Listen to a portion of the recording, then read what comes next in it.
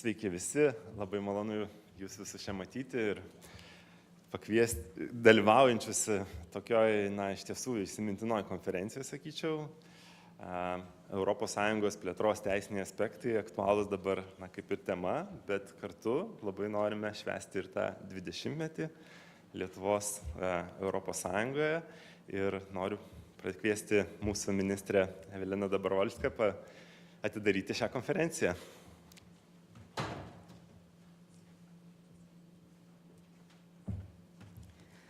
Labas rytas, spėju visiems.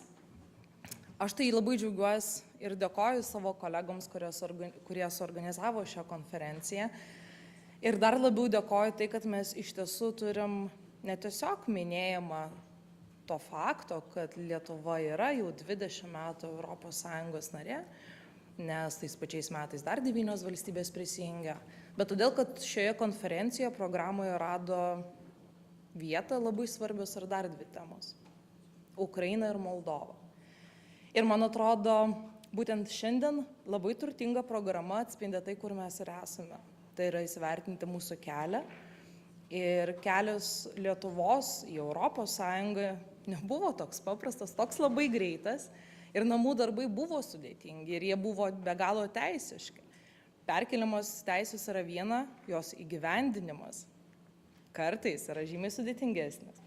Ir turbūt suvokimas to, kad net padarius visus žingsnius, jau būnant ES, net šiandien kartais mes gauname pažeidimų procedūras, mes mėginame aiškinti komisijai, kad mes teisūs, kartais pavyksta, o kartais reikia susitvarkyti reguliavimą. Ir netgi atrodo, kai mes jau turime ekspertus privačiam sektoriui, advokatūrai, teismuose ir ministerijų, kurie puikiausiai išmano ES reguliavimą, visiems kyla klausimų. Ir todėl mes turime ginčų teisminių. Arba kaip tik paklausimų, prašymų išaiškinti ir išaiškinti vienodai visoje ES. Man atrodo, kur Europa pradėjo, kiek kaip ES, kur pagrindė tai buvo apie ekonominį bendradarbiavimą, apie laisvą rinką, apie laisvą asmenų judėjimą. Šiandien realybė yra visiškai kitokia. Taip, tai yra mūsų pagrindas, kuriuo mes labai džiaugiamės ir mes matome, kad Lietuva yra labiausiai besidžiauginti būdama ES narė, labiausiai bevertinanti šitas suteikiamas galimybės, bet tuo pačiu mes turim ir naujus iššūkius. Ir nauji iššūkiai yra visiškai iš kito spektro. Tai visų pirma, užtikrinti žmogaus teisų apsaugą visose narėse. Ir turbūt Lietuva niekada nebūtų taip greit žengus su tarptautinių dokumentų, konvencijų ratifikavimu, nacionaliniu reguliavimu žmogaus teisų srityje, jeigu ne šita paskata, mes norime prisijungti prie ES. Ar iki šiol viską idealiai susitvarkome? Ne, mes vis dar turime namų darbų. Ir puikiai suprantame, kaip sudėtinga toms valstybėms, kurios yra dar kelyje, kaip Ukraina ir Moldova, tam, kad prisijungti prie ES. Kitas dalykas, kur mes tikrai matome, ES dabar sprendžia ir kitokius klausimus, kur niekada negalėjo numatyti. Karas Ukrainoje, teisinės atsakomybės paieška, įšaldyto turto panaudojimas. Tai yra klausimai, su kuriais mes susidurime. Taip pat ir tos valstybės, kurios siekia narystės ES, susiduria su tais namų darbais, kuriais reikia padaryti greitai. Kai kurios valstybės susiduria su namų darbais, kuriuos reikia padaryti karo stovyje. Ir tai yra sudėtinga, nes kai kurie klausimai yra politiniai, kai kurie kelia diskusijas.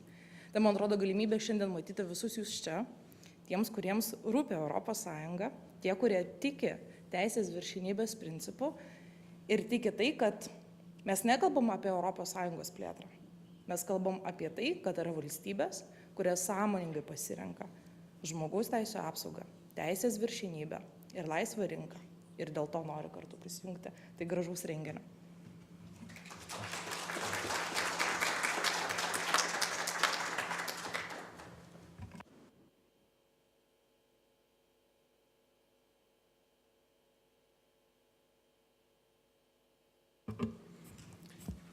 So, dear Minister Dobrovolska, distinguished speakers, excellencies, dear conference delegates.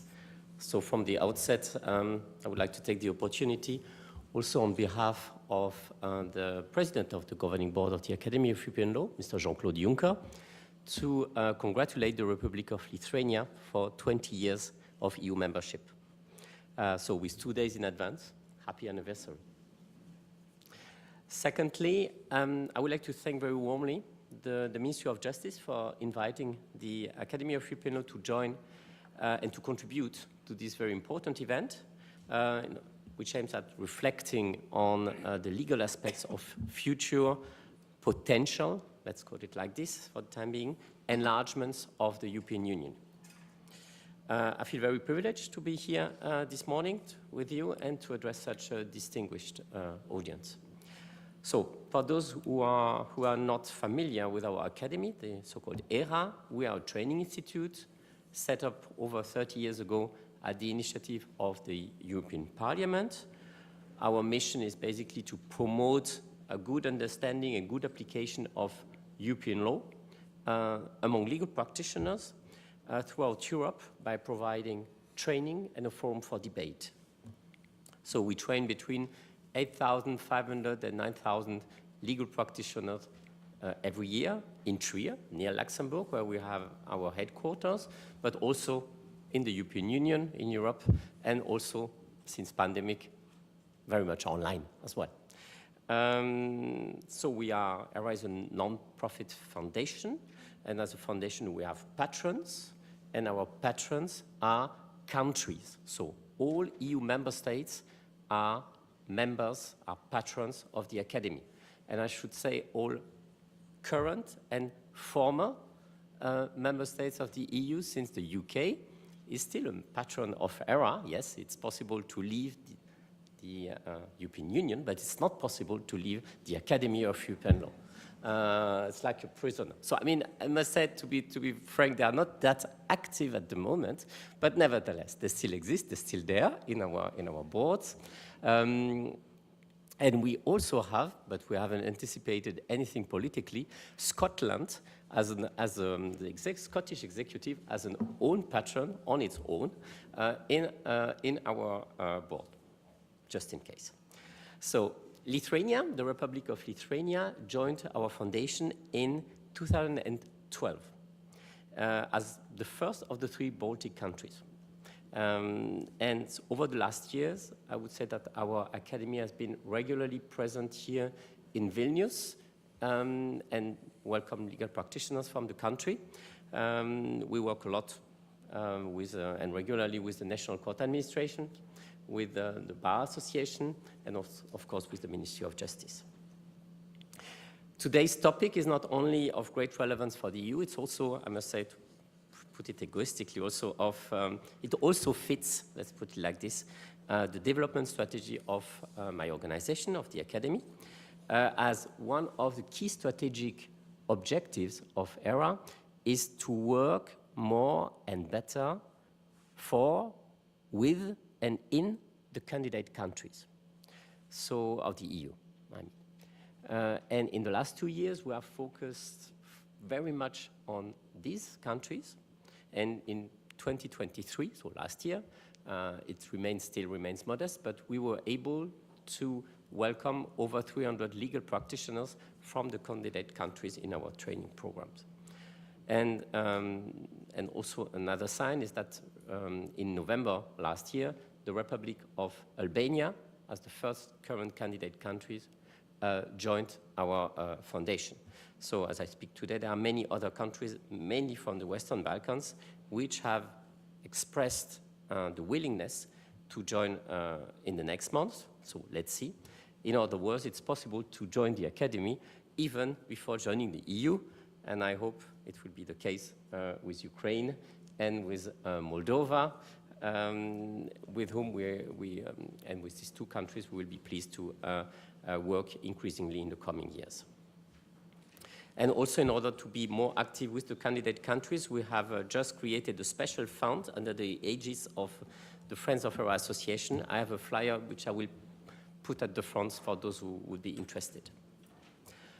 Coming back to today's conference, I will start by mentioning something which, a report which, I don't know if it has been buried or not, but last year there was a working group on EU institutional reforms, which was convened by the French and the German government.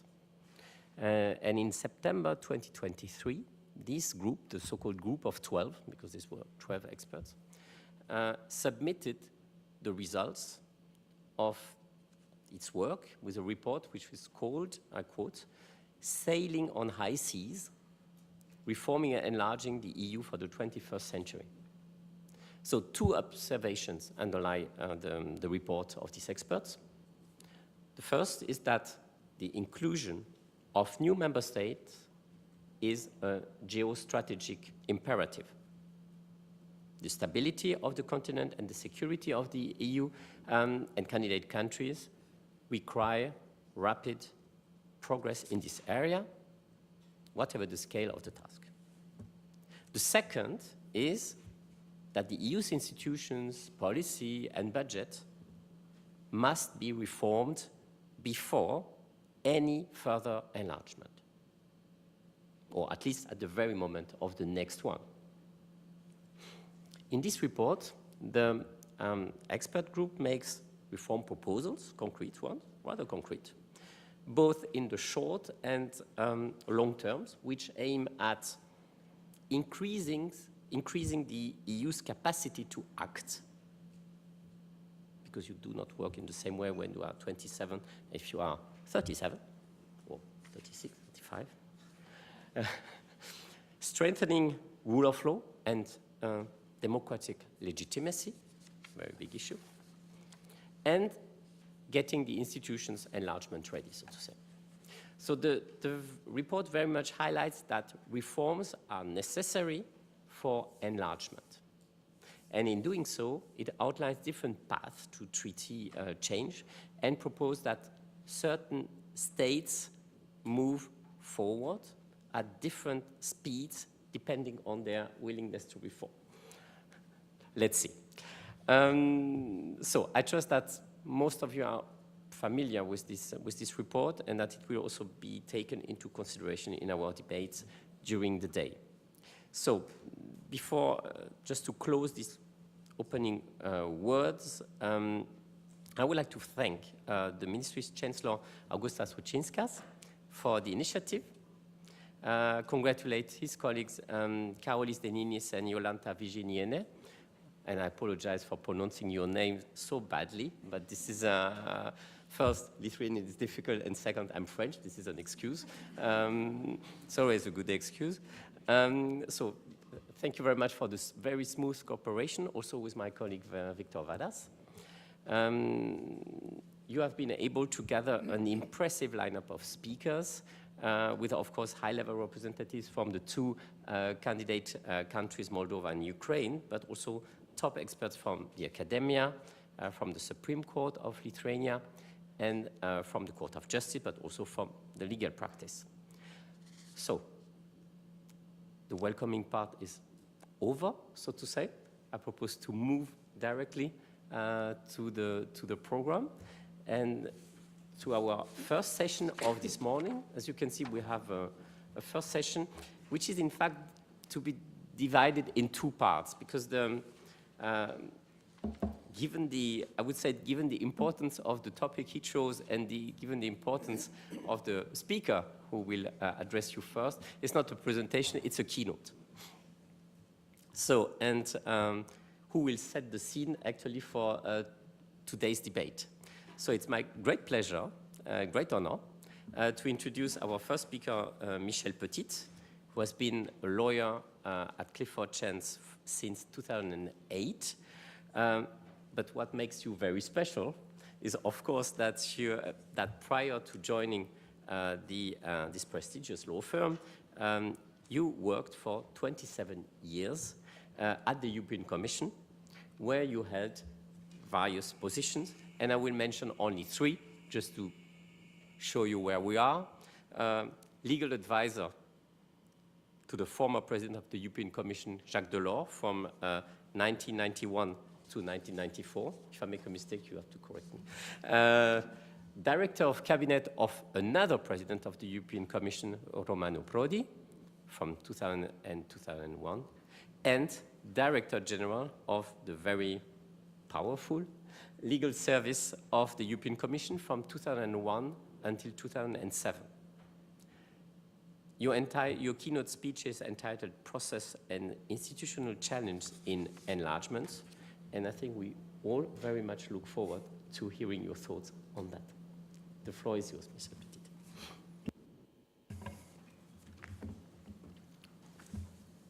Many thanks.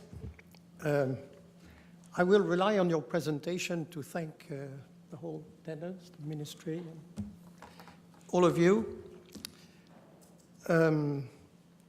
Your presentation of myself makes me feel very old, by the way. Now, That was not the aim. you mentioned the Franco-German paper of last autumn. And in many ways, it sounds completely familiar. I've lived through Franco-German papers about each time there was an enlargement in prospect. The substance was exactly identical. Namely, no enlargement without deepening. That's an old motto which you will hear back and which you already probably heard ad nauseam.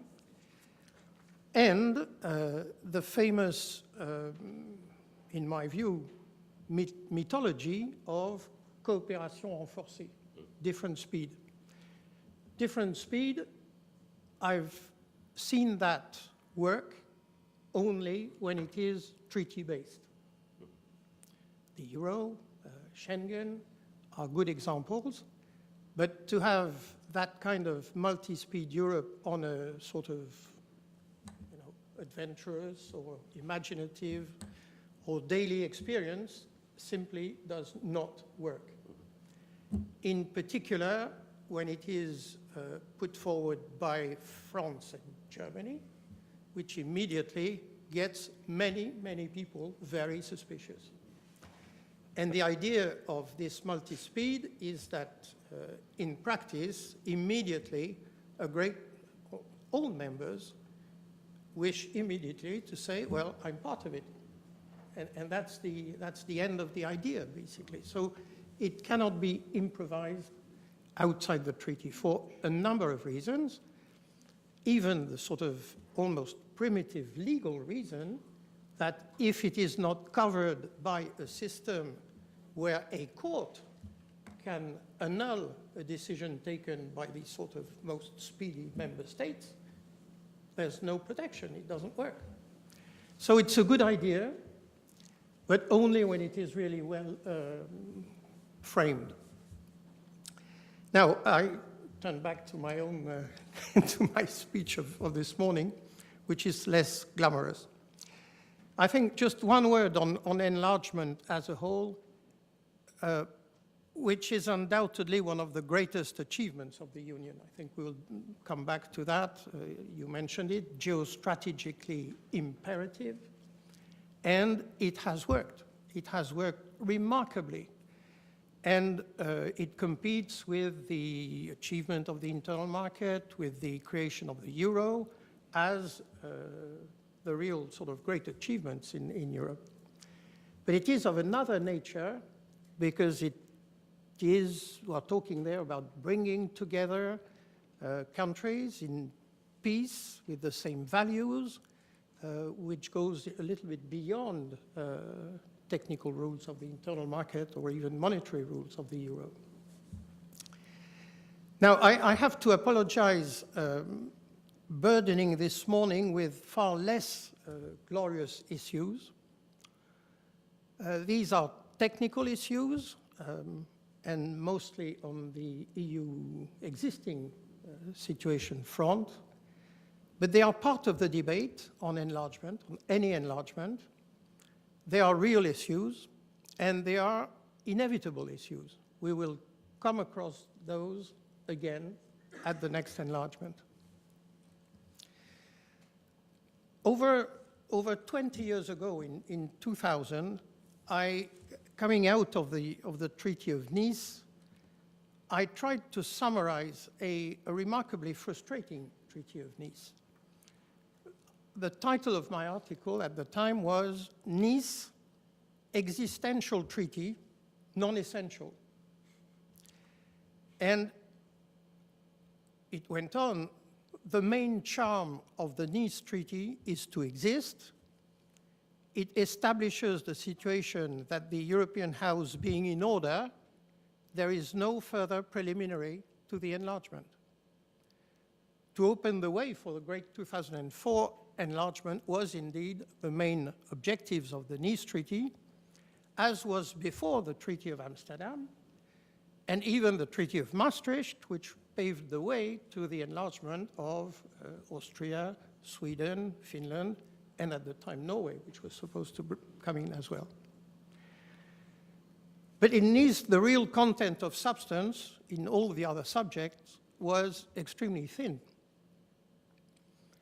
On the Commission side, institutionally, the President of the Commission would be appointed at qualified majority of the European Council. That was a given of the Nice Treaty. That was to avoid a UK veto on any Belgian President of the Commission, which happened twice. The rumor in London, obviously, was you can't have a Belgian President of the Commission because they are inbuilt federalists. So Mr. De Haan was rejected, Mr. Verhofstadt was rejected by UK on both occasions. On the Council side, an extension of the majority voting was only adopted for external trade, which is remarkably narrow, very thin progress. As for the thorny issue of the weighting of the votes for each member state in the Council, it had been a subject opened without caution in the middle of the 90s, and the result was a calamitous complexity, in practice, in fact, raising the threshold of the qualified majority. If anything, on that front, the decision-making after Nice became more difficult than before. So frustrating and bitter as it was, Nice had the merit of creating a springboard. All heads of states out of the Nice negotiation claimed never again. Never again. We need a different system to adapt the treaty, but an intergovernmental convention, in particular if ill-prepared, is not the way to do it. Thus the convention, and ultimately the Treaty of Lisbon, which exposes it had the merit, Nice, to expose the main institutional challenges that the enlargement faces from the institutional point of view. Let's take a step back on each of them, institution by institution. For the Council, two distinct subjects are recurrent at the occasion of each enlargement. First, there is the issue of the extension of the qualified majority voting. And the argument is easy, it runs as follows. In a system of decision-making at unanimity, which we tend to forget was the rule throughout until basically the mid-80s, the more member states and the more risk of a veto from one of them. So it's particularly simple reasoning. Therefore, decision at unanimity should be abandoned and a majority vote become the rule. That was the sort of motto on each of the enlargement. The Commission had been particularly active in pushing forward this logic. We even produced at the time mathematical considerations whereby the difficulty of taking a decision at unanimity does not increase only in proportion of the number of additional member states, not in proportion, but in a geometric progression. You add one, in fact, it multiplies by the square. Apparently, it's mathematically correct, but it was a spectacular no-go, and it totally failed to convince the heads of states, basically. The truth is that the qualified majority voting is indeed a radical improvement over unanimity.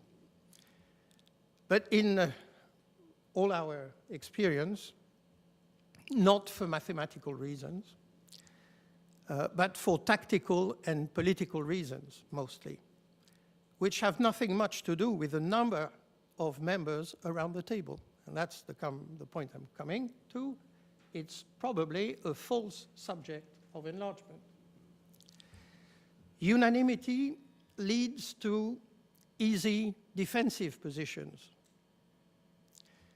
How many times have I heard representatives of states simply at the council table saying, I'm sorry, I'm not yet in a position to move, and the issue would automatically be pushed to the next meeting.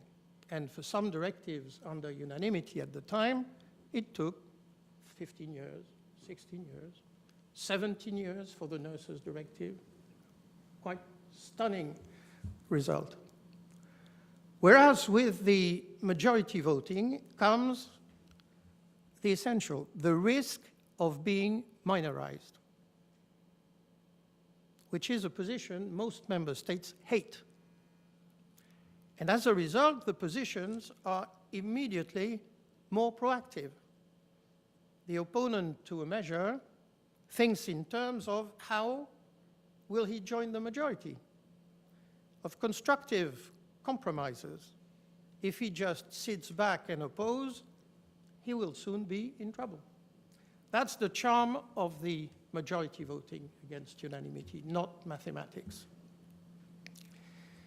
So enormous progress has been made on this front since the Convention and the Lisbon Treaty, with qualified majority voting extended to many areas of competence of the European Union. It's now the sort of rule, sort of classical rule. To note also that members of the European Parliament are also interested in qualified majority voting in the Council, because the Parliament gets simultaneously the status of full co-legislator, whereas at unanimity of the Council, the Parliament has a diminished role of take it or leave it, called the consent in the treaty. So I dare a conclusion on this point, which is that voting at qualified majority in the Council is certainly crucial, but it's probably not related to enlargement anymore. It is crucial, whatever the number of states. And maybe one word to add, if I have sufficient time. Where it is the rule, it should be used. And there we can, I will briefly contrast what happened with the switch to qualified majority concerning internal market matters, where on day one of the new system, we had advised the Greek presidency to take the first point on the first council after the switchover, basically, so that she would say, she would have around the table on a certain directive, I think it was on pressure vessels or something of the kind, and after the table went round, she simply said, I note that there is a qualified majority, point adopted, next point. And at the time, there was a silence with ministers. Nobody could believe it would happen. I think the ministers didn't even know the rule had changed. And the practice was taken, it was done. And then it followed up, indeed, at a qualified majority effective. And unfortunately, we can contrast that with post-Lisbon foreign policy, where there are issues also which are supposed to be taken at qualified majority, but there was no president of the Foreign Ministers' Council to take the same audacious move and simply take note of a qualified majority. As a result, even in those areas, the practice remains mostly to run the system at unanimity, although the texts say differently. So the practice also has to follow the rule. That's what I wanted to make clear. So as we know, remains at unanimity defense most of foreign policy and tax. So further expansion for taxation in particular can now be achieved, by the way, without amendment to the treaty by a unanimity decision to proceed at qualified majority. So you don't need to change the Lisbon Treaty to organize the qualified majority in most of these areas, in tax in particular. But so far, no result on this front. They have let the system run as it is. So let's hope that the enlargements ahead will create a momentum in that direction to use the qualified majority in those areas which are still at unanimity, which can be done, again, without changing the treaty. Now, the second big issue at the Council is the threshold of the qualified majority. Ever since the 90s, the Commission always proposed a simple threshold, a double majority of member states representing a majority of the population. That was the sort of position the Commission has always taken, and some member states too. Before the Lisbon Treaty, a system of weighting of votes for each member state was in place. For example, in its latest formula, Lithuania counted for 7, like Finland or Ireland. Poland for 27. And the 4 largest, Germany, Italy, France, and UK, for 29. And if you had 255 points, it was the qualified majority. These figures had been reached in Nice after 3 painful nights of emotional discussions, triggered by the, as I mentioned, the careless reasoning in particular of the French presidency that enlargement would dilute the larger states, which should accordingly gain comparatively more weighting power in the decision making. But giving more weight to the larger states implied the unacceptable consequence that a decision could be taken in Council by a minority of large states against a majority of small states. So once the genius of this issue was out of the bottle, the negotiation quickly went out of control. In essence, many states were on the contradictory position that in a union in expansion, they should each maintain an undiminished blocking minority or blocking capacity. And you immediately see that this is a contradictory position which leads nowhere. Our experience at the Commission was that the perceived issue was grossly over-evaluated. There never is large member states versus small member states. You have the greener ones versus the less green ones. You have the north and the south. You have fishing states and non-fishing states. You have rural states and industrial states, but never large against small. It simply does not happen that way. Fortunately, this sort of conflict-prone system is now, since the Treaty of Lisbon, pretty recently, defunct and without regret. So the present system is indeed a double majority, but not a double simple majority. It is 55% of the states representing 65% of the population. That's the present system. Not so simple. Some twists and complexities had to be added.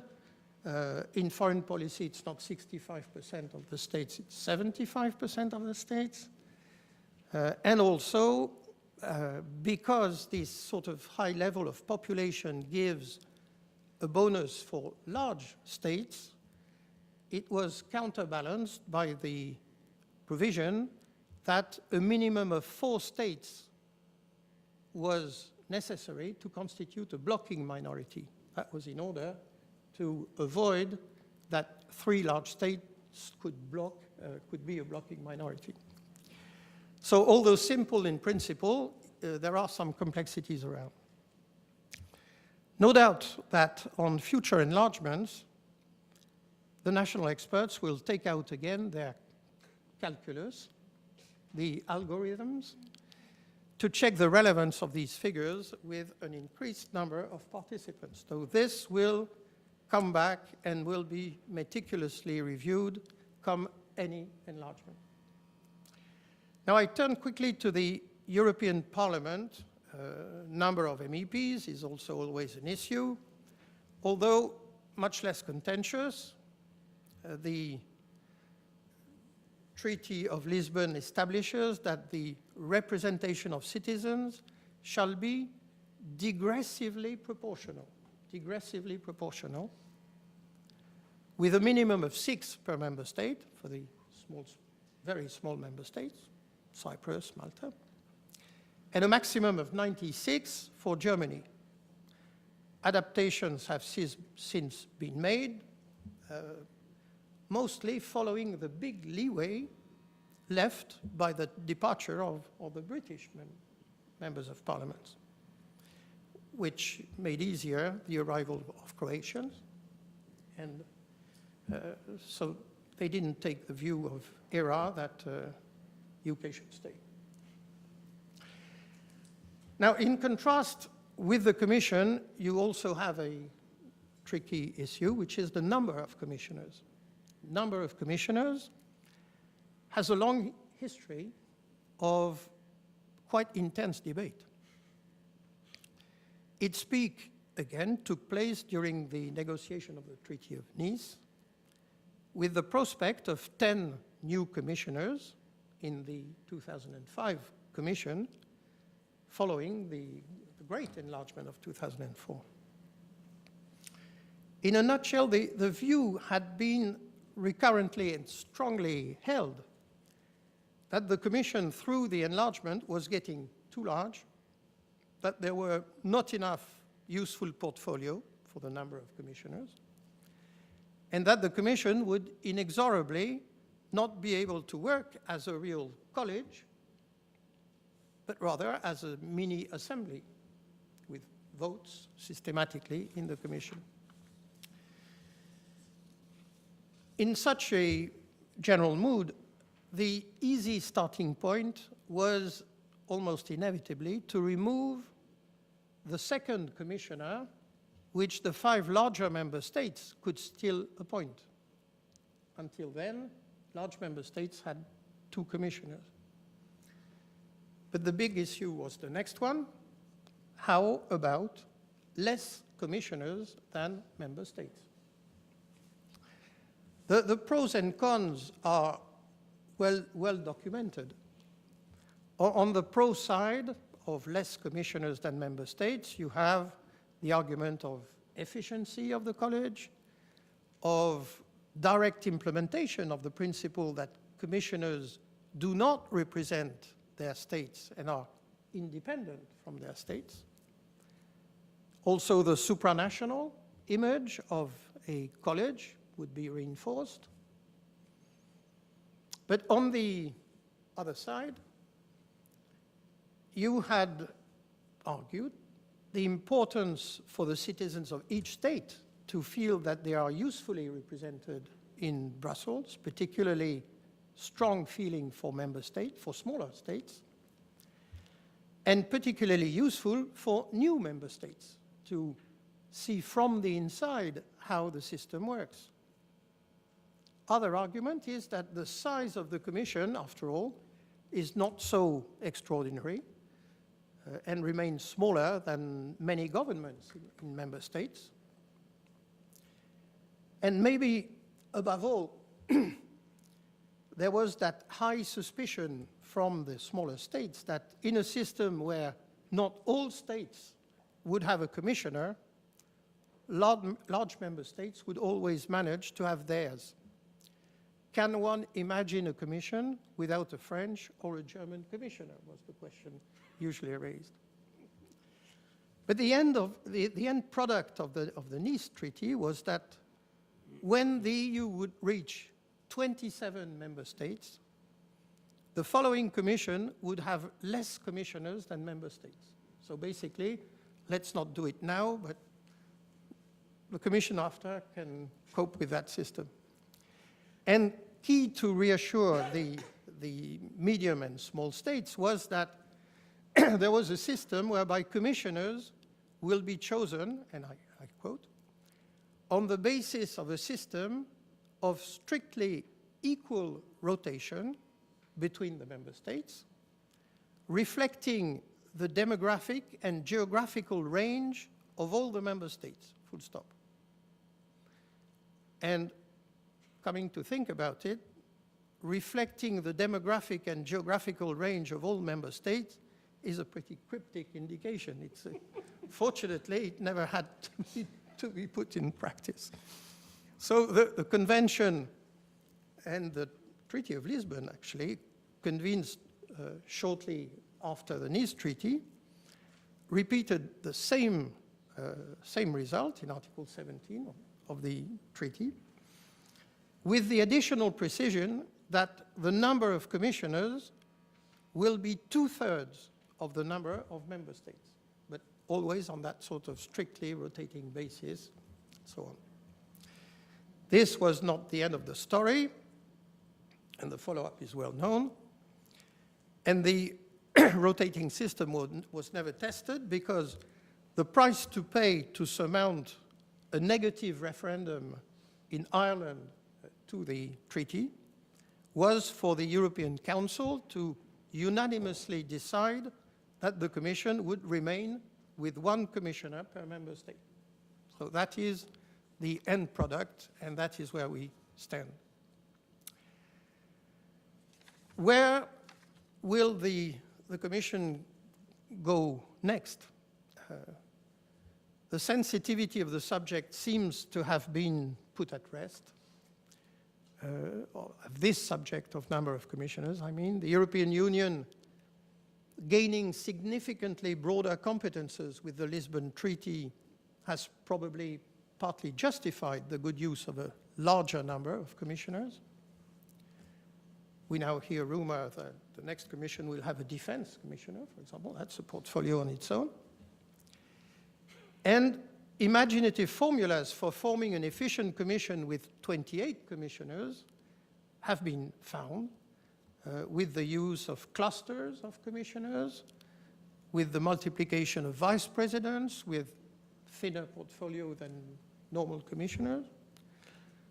And moreover, I think the often remarkable role played by commissioners or ex-commissioners back in their own country, in particular for medium and small states, in anchoring a pro-European feeling within the country population. For new member states, it is probably vital.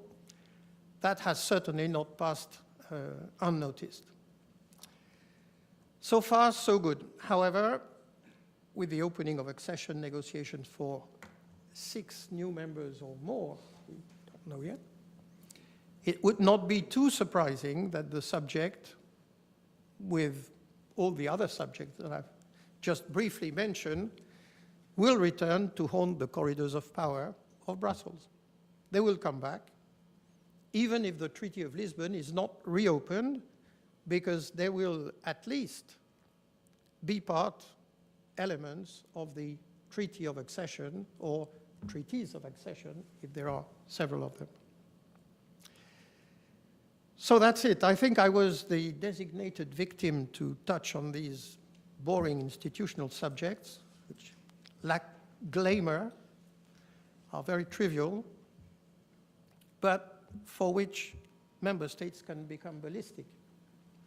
So I now leave the floor to more geopolitical considerations of more flavor. Thank you. Thank you very much, Monsieur Petit. That was not boring at all, very interesting. And at least I take the first remark as indeed the 2004 enlargement, the great enlargement as you call it, is a big success, retrospectively, 20 years after. Maybe can I ask you to which extent, because it has moved, changed the geographical, maybe even the cultural center of gravity. It has moved the geographical but also cultural center of gravity of the Union. Is it something you have felt also in the negotiations after and in the way the European Union has functioned afterwards? What was different after 2004? It's a tricky question. It's a good question. I think, yes, it has obviously altered the balance. Geographically, it has made Germany more central. Mm-hmm. Physically, geographically, not necessarily for other reasons. Mm-hmm. In my view, it has provided a lot of enthusiasm to push for internal changes. The need for improving the internal market, for example, was immediately more, clearer. It had the effect of turning the lingua franca of the institutions towards English. Which is good. Which is good, yeah. Which I think is good. These are two French sayings. And that, yes, indeed, I think that's good. But it's true that before the enlargement, maybe even the previous one with the Nordic enlargement already had a sort of push in that direction. But before that, it used to be really Franco-German. And the two languages in the Commission were those two.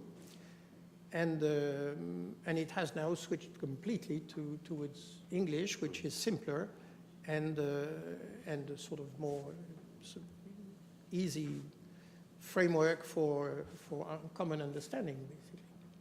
Only the court is resisting. And French remains the language of the court. God knows why. There has been attempts at the court to put English instead of French, several occasions. By the English judge. By English representatives, not by English judges, but by English representatives. But it was always resisted on an interesting argument. I heard once a presentation by ex-president of the court, Skouris, actually defending not to move to anywhere else than French in the délibéré. And his argument was, in a way, very pragmatic.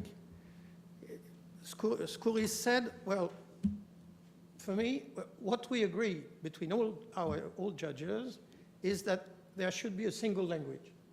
On that, we all agree.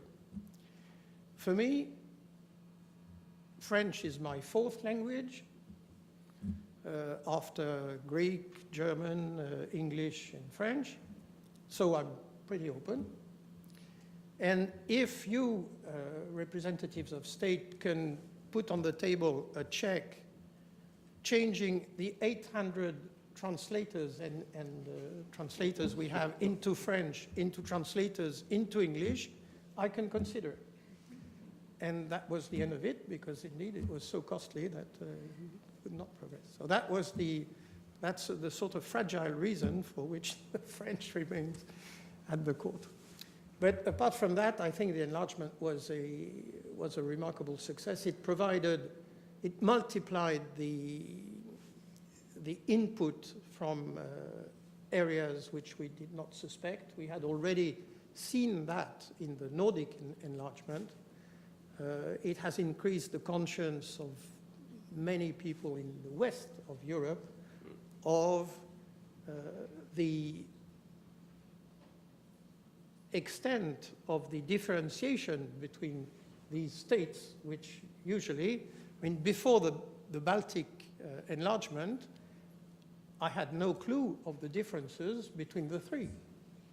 And it was an enormous surprise to see the new officials at the Commission being there and in fact speaking between themselves either in Russian or in English, but not understanding each other. For me, that was quite a discovery. I couldn't imagine that. All the religious differences, all the difference of history. This gives a much sort of inner road into the substance of all our community of member states. Thank you very much. Maybe a last question before we move to the second part of our introductory session. You destroyed with humor and very nicely the report, the Franco-German report, saying, well, it's always the same, no enlargement without deepening, different speeds, blah, blah.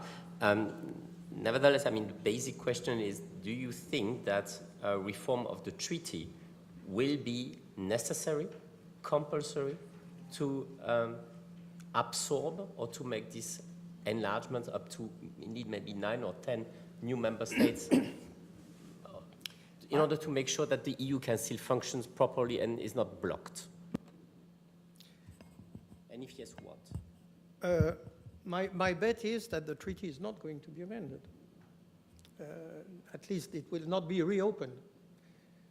I think everybody has in mind the danger of reopening the treaty, because if you open it on one issue, you will have counter-opening on a whole spectrum of issues, because each member state has its own hobby. And will be keen to reopen something which he didn't get on the day before. So in a way, I think most will be comfortable with not reopening the treaty.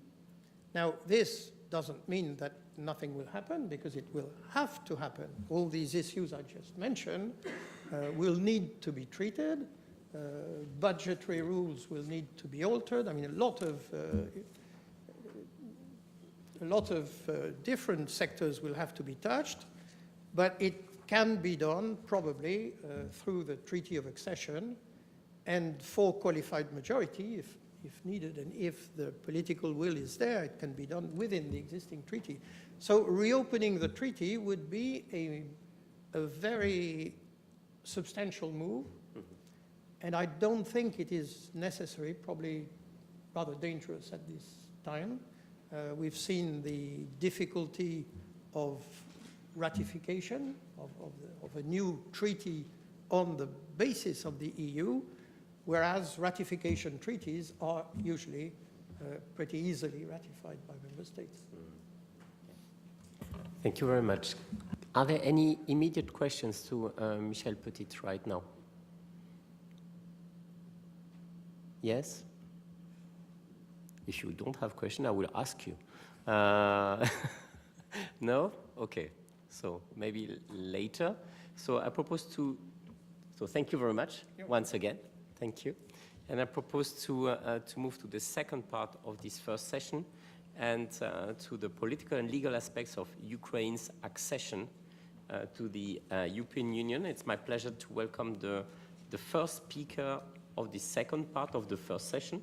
Sounds complicated, but Ksenia Kuzmenko, who works for the Secretariat of Cabinet of Ministers of Ukraine, more precisely at the Government Office for Coordination of European and Euro-Atlantic Integration. And if I understood correctly, within this government office, you are the head of the expert group on political cooperation between Ukraine and the EU. Is it correct? Yeah. Okay, because it's such a long title, so I'm pleased that I managed, and I give you the floor.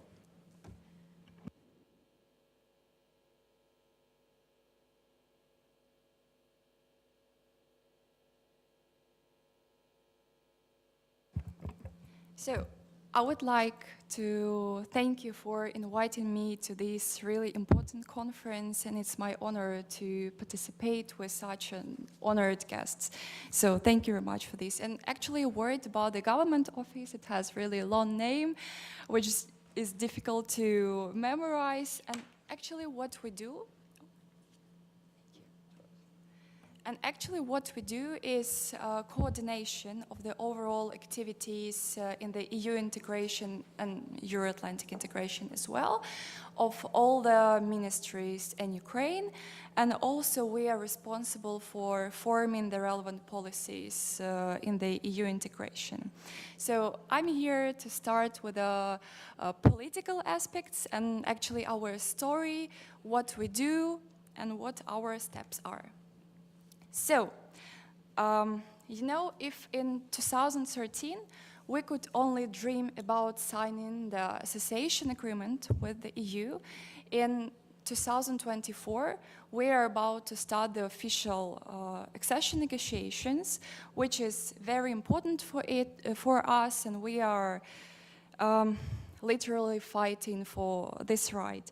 And actually, this was our government office who was drafting the application for membership, and you know, it was drafted on the 5th day of the full-scale war of aggression. We applied on the 5th day when, you know, nobody could even think about the next minutes to come. We were thinking about the future, and we were, actually we decided that we want to be the part of the European family. Our future lies with you. And we have achieved for this years really a lot, and we achieved this due to our, on the one hand, hard work, and on the other hand, due to a great support of our partners. And I would like to thank Lithuania for being really a reliable partner and a true friend for Ukraine. So, and the next steps was, after the application, was to fill out the questionnaire. And amidst the war, where people were situated in different parts of the country or even abroad, we worked 24/7 in order to fill out both questionnaires. We did it within like several weeks. So it was quite a task, but we knew what we are doing it for. And less than in 4 months, Ukraine was granted the candidate status. And actually, when the candidate status was given to Ukraine, this is where a long and difficult road of comprehensive and hard work actually started. And despite the fact Ukraine is an experienced country, I would say so, because we've been implementing the association agreement for 10 years, we have achieved the indicator of 78% of implementation, but still there's much more to be done.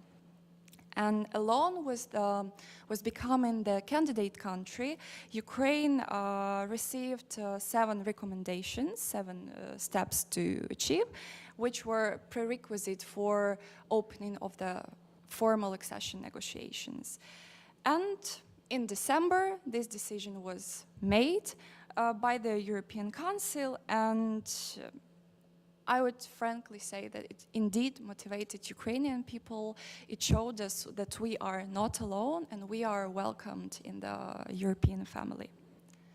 So, this is our preliminary roadmap of our accession negotiations, of our path. This is how it looks like. Actually,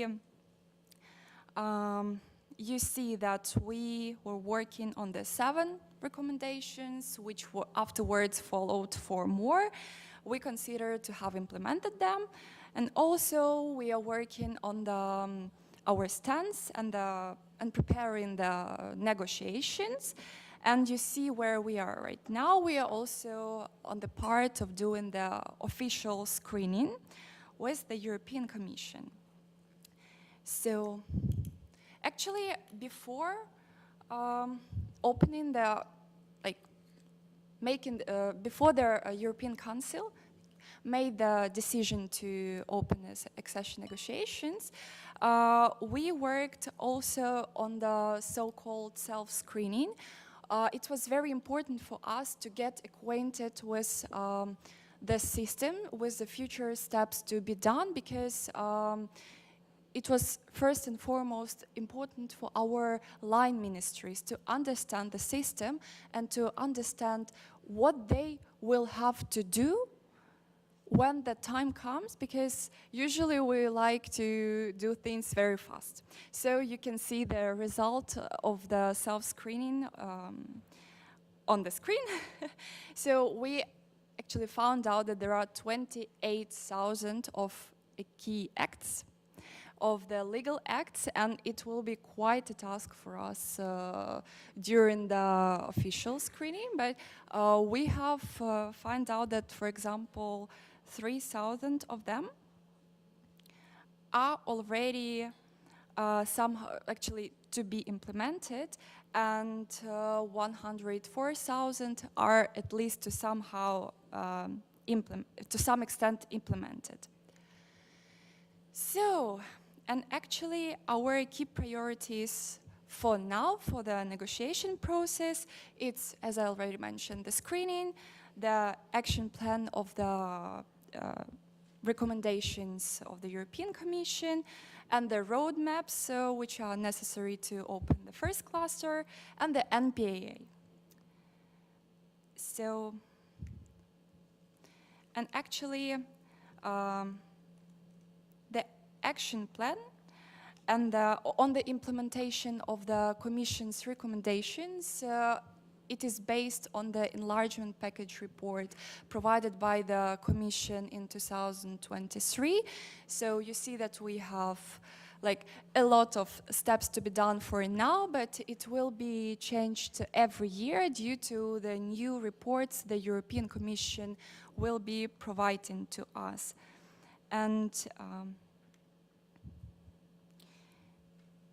yeah, and also the screening, as I have already mentioned, that we have already done the 21 explanatory sessions. So there are explanatory sessions where we are firstly explained what steps we have to do, which acts we have to implement, and what are the overall requirements. During the bilateral sessions, so we will do the same. We will actually mirror the agenda, but we will present our readiness for the implementation of the act. So we will present to which extent we are ready right now. And the screening report will actually summarize our presentation, to summarize the information and present the opening benchmarks for clusters. And the first cluster, you know, it's the fundamentals. It opens first and closes last, the most comprehensive and difficult one, I would say. And we know for now which are the first benchmarks. These are the roadmaps on the 23rd and 24th chapter, and public administration reform, and also the democratic institutions.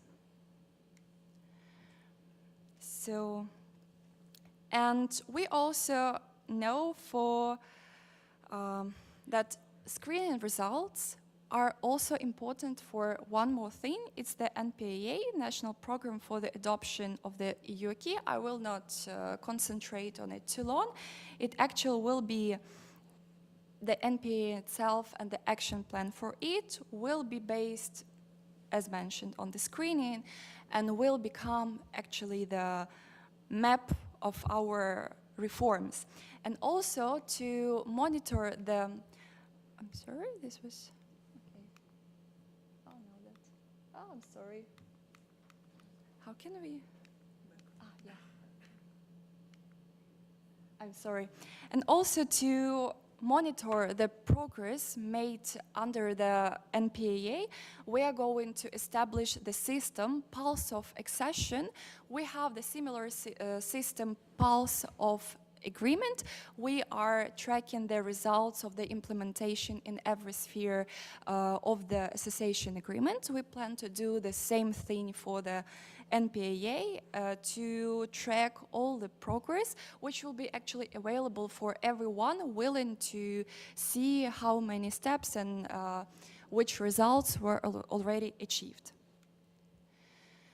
And actually, another important thing is the teams, is the delegation that we are going to establish. There will be, of course, the head of the delegation, which will be the Deputy Prime Minister on the European and Euro-Atlantic integration of Ukraine. There will be members of the delegation, mainly the deputy ministers in line ministries, the heads of the executive bodies and other public authorities. Also, we will have the negotiation groups, actually, which will help coordinating all of the negotiations on chapters. And there will be the heads of the groups, and these groups are going to consist of the representatives of public organizations, business representatives, experts, scientists, even members of our parliament, and others. So we are also going to have one more advisory body on the process, which will also consult and provide the implementation, elaboration of policies and steps to be done during the process. And we will have 34 sectoral groups, which will also provide technical expertise on the process. Yeah. And actually, last but not least, this is our key needs which we have identified so far, but I'm sure we will identify a lot of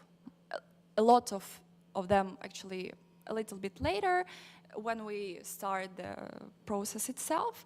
And first and foremost, it's stressing institutional capacities, because we require a lot of expertise, a lot of people able to contribute to the work. And also, we need that a lot of our civil servants, a lot of experts who are indeed great experts in the field, but they will have to improve their English knowledge. Also, there is an issue with translating of the EU acquis into Ukrainian language. It is, as I have already mentioned, it's 28,000 of acts. So we will have a lot of work on that as well. And again, we need also the expertise, we need the help of experienced people who have already undergone this process, who actually know which steps are better to make and which are not, which mistakes should we avoid, and of course who know the EU legislation in a very in-depth manner. So if you have further questions, I'm sure the organizers will share the presentations. You can contact me, and I'm happy to answer your questions, if any. Thank you.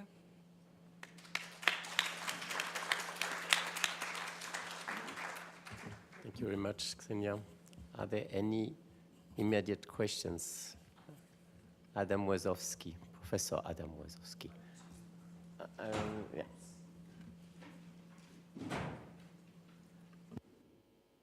Thank you very much. Thank you very much indeed. This was very, very interesting. One comment and one question. It's great that you have the list of EU acquis, 28,000 legal acts, you said. Could we send it to London, please? Because we're still trying to figure out what we have in our legal system, what we need to get rid of. And every few months, there are reports that the government has discovered yet another 3,000 legal acts that have been copy-pasted. I'm actually serious. But I'm sure the screening can show some more. Yes, so we're going backwards in the UK. My question is, well, first of all, I should say that some of us look very familiar. And chapeau bas. The way the administration has worked in this difficult period It's something that we can all live with.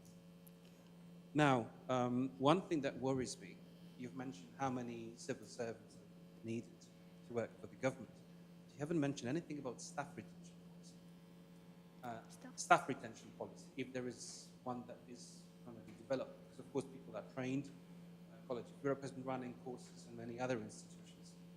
But do we have any protection mechanism for people just not to leave public administration?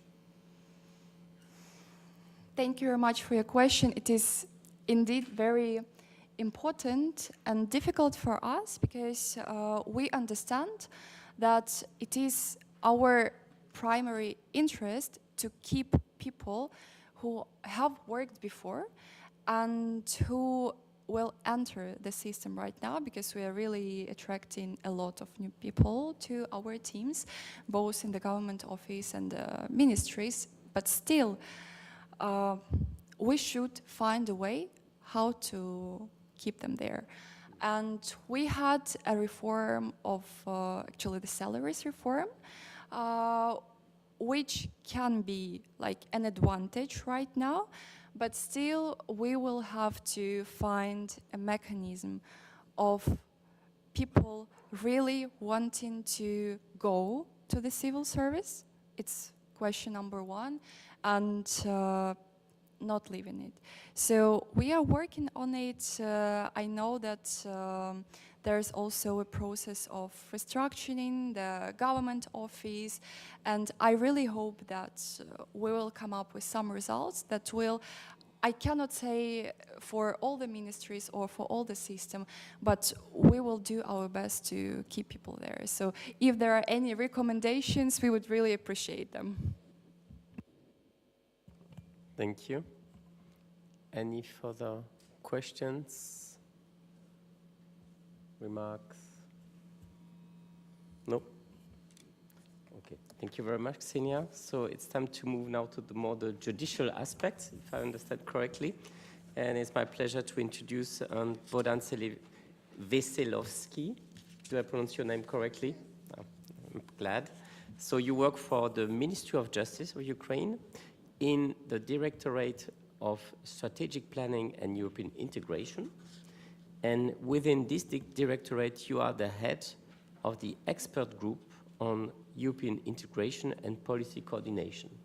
So you were mentioning chapter 23, 24. I think it will be the focus of your presentation, or one an important element. So Bohdan, the floor is yours. Thank you very much.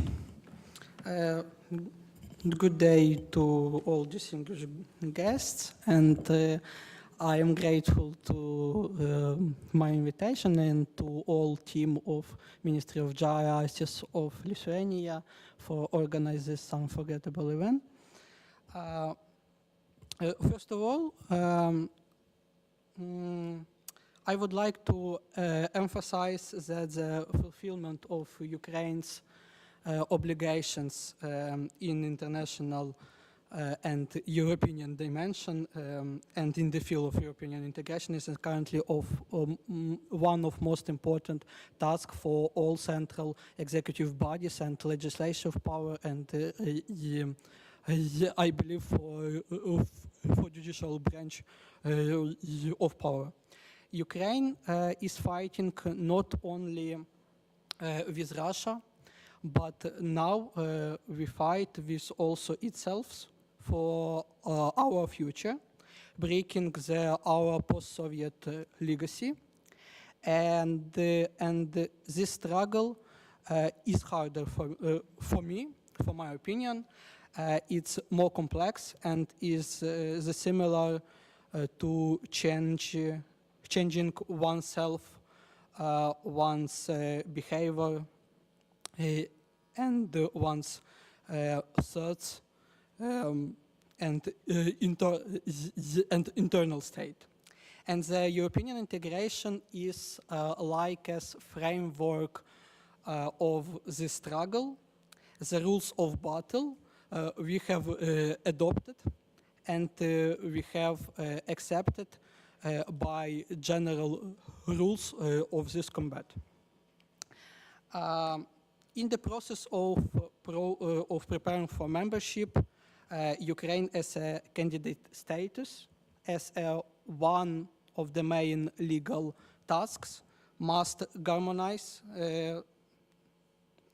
its legislation with EU law, acquis of European Union, and adapt also its institution to ensure the implementation of these norms and to ensure the constant enforcement. One of the primary legal aspects involves aligning Ukrainian legislation with EU standards on the rule of law. This includes ensuring the independent judiciary, transparent legal process, and effective mechanisms for combating corruption and ensuring human rights. Ukraine has undertaken substantial legislative reforms in this regard, but implementation remains a challenge.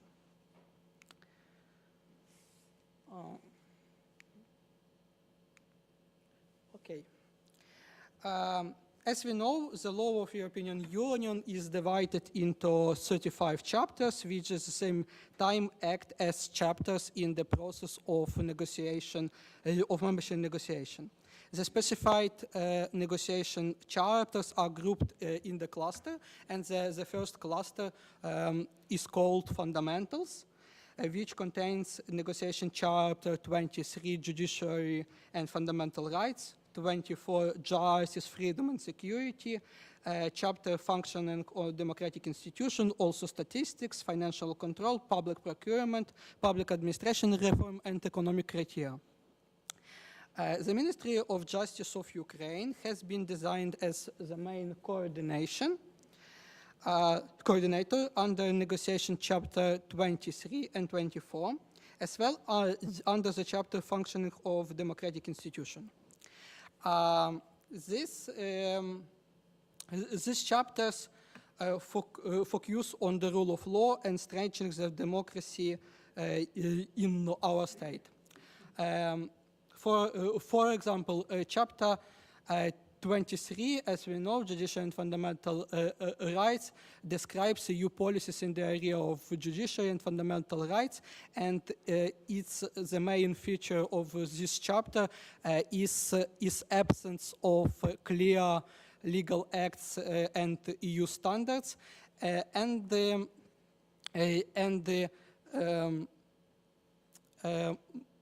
there are many principles of functioning of judiciary which were elaborated by EU Court of Justice. Also, Chapter 24, Justice, Freedom and Security, focus mainly on issues such as border control, visas, external migration, asylum, and in this chapter we share our responsibility with Ministry of Internal Affairs. Of course, chapter Functioning of Democratic Institution also contain the main questions of election, parliament, and civil society, which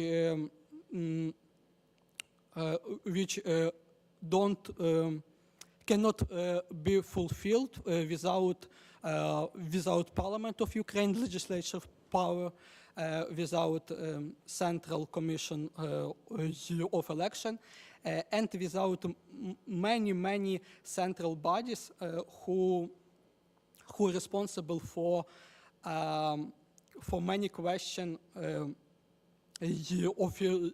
of civil society, because this question is multidisciplinary and covers all aspects of functioning of civil society in democratic state. Next slide. In order to improve the negotiation framework with European Union, Ukraine was given 4 tasks by March 2024.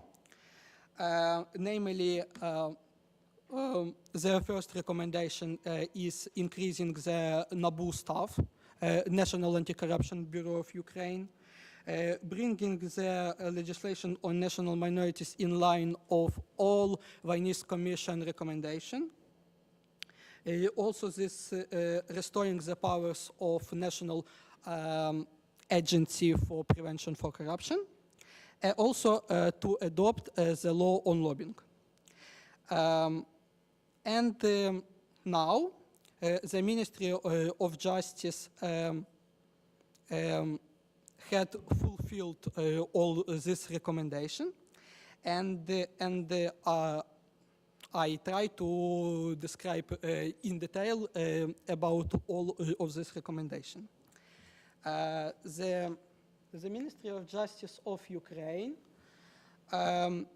has developed a draft law of Ukraine on amendments to the law of Ukraine on the National Anti-Corruption Bureau of Ukraine to strengthen the institutional capacity of the National Anti-Corruption Bureau.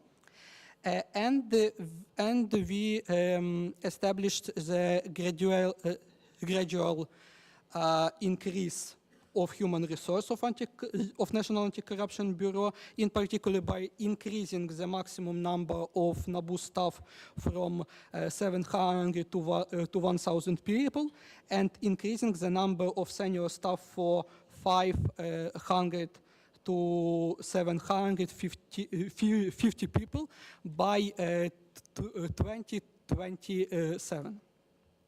Also, the Ministry of Justice of Ukraine drafted the law of Ukraine on amendments to the law of Ukraine on prevention of corruption to bring certain provision in line with the European Commission conclusion on Ukraine, and return the right to verify the acquisition of ownership of real estate and vehicles by the above-mentioned entities has been restored. The National Agency for Prevention of Corruption was granted the right to verify all acquisition of public servant before they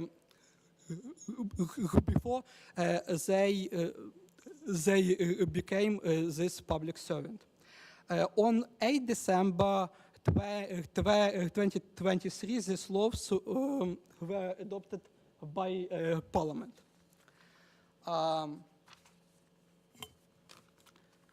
Also, regarding the law on lobbying, the law on lobbying was elaborated by National Agency for Prevention for Corruption, and now the national agency will elaborate the mechanism, the structure of transparency register. And now they also drafted the sub-legal acts to implement this legislative act into sub-normative legislation. The Cabinet of Ministers of Ukraine also approved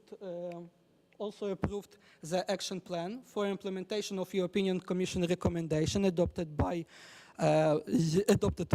on 8 November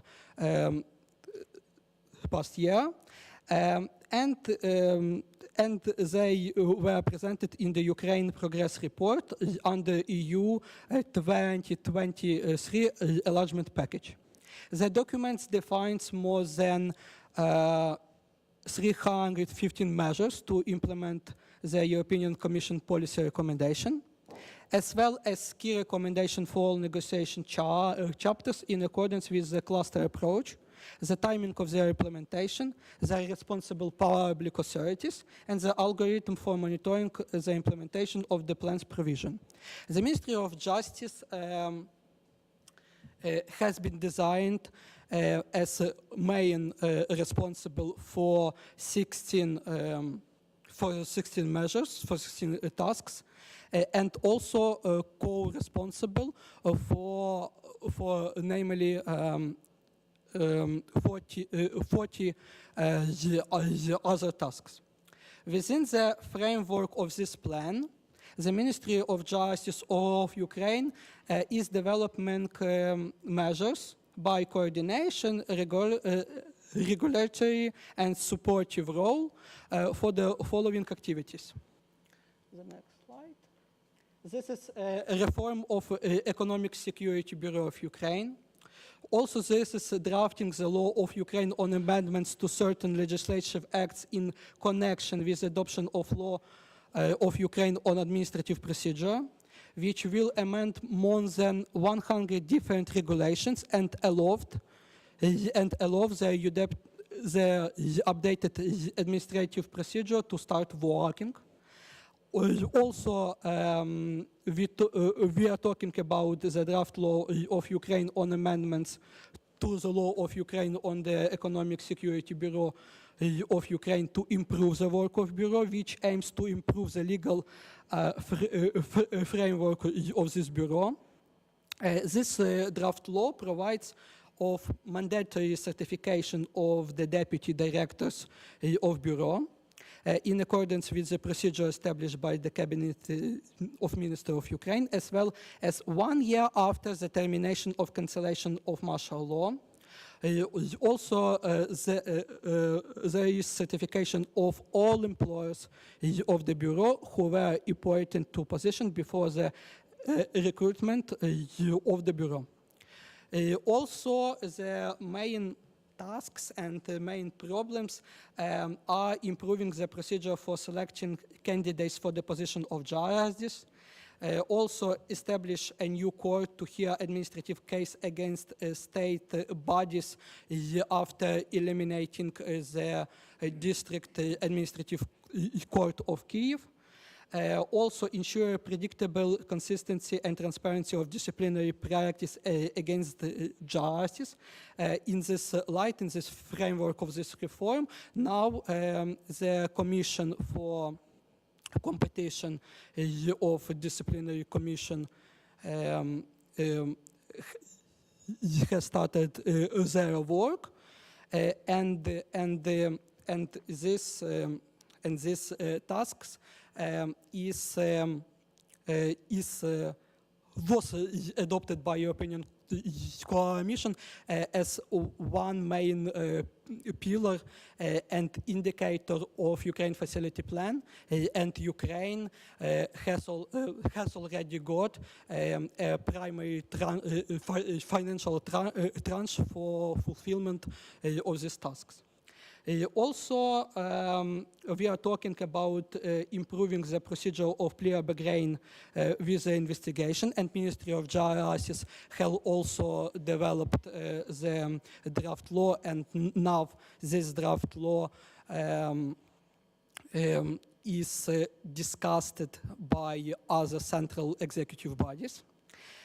Also, we consider to ensure that a high anti-corruption court judge will hear individual case alone, and the last week the Verkhovna Rada of Ukraine adopted this draft law, and also the one of main issue need to solution is improving legislation for reforming the armor.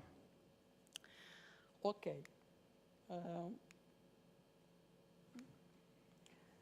Next steps. Regarding the current stages of Ukrainian European integration, there is explanatory meetings between Ukraine and European Commission are currently taking place within the framework of the official screening of the European Commission. Explanatory meeting between European Commission and Ukraine under the negotiation chapter 23 was held on 21 and 22 February this year. And during this meeting, we informed the European Commission that within the framework of this negotiation chapter, important steps taken by Ukraine in the field of justice, including the restoration of High Council of Justice, High Qualification Commission of Justice of Ukraine.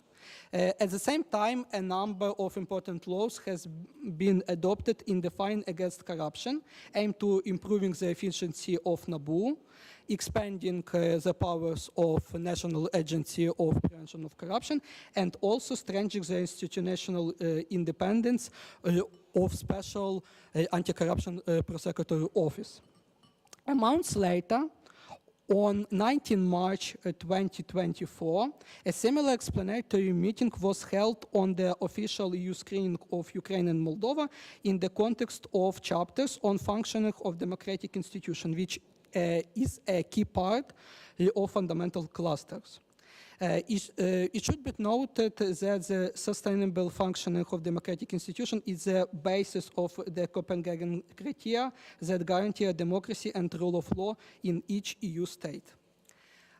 This chapter is very specific because there is no single established model of what democratic institutions should be in the EU, and each state determines the specific of their functioning. In this context, it is worth emphasizing that Ukraine remains steadfast in its commitment to build strong institutions of democratic state despite the martial law and war, where the rule of law and fundamental rights and freedoms prevail. And we have much to be proud of. The Ukraine's path towards this goal is marked by significant progress in implement the new code of elections, parliamentary procedures, and empowerment of civil society. This was also confirmed by representative of the European Commission Directorate General for Neighborhood Policy and Enlargement Negotiation during this explanatory meeting.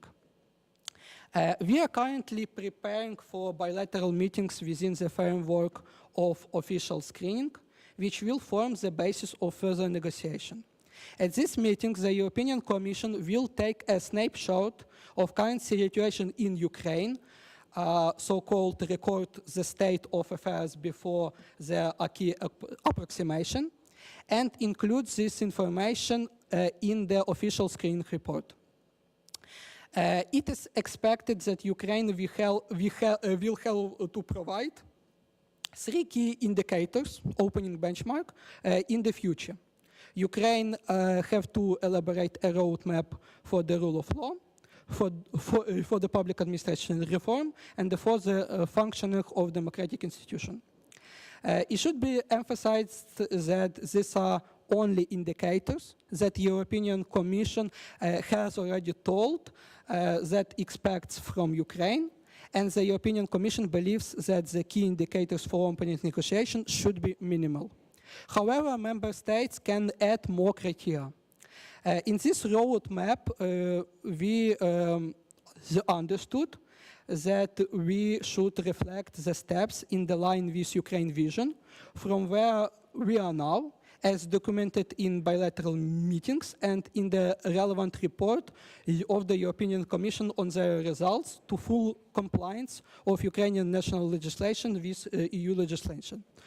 Also, as my colleague mentioned, after the screening, in accordance with the presidential decree on negotiation with the EU, a national adaptation program will be developed to replace the outdated 2004 law and take into account all gaps identified by European Commission in the screening report.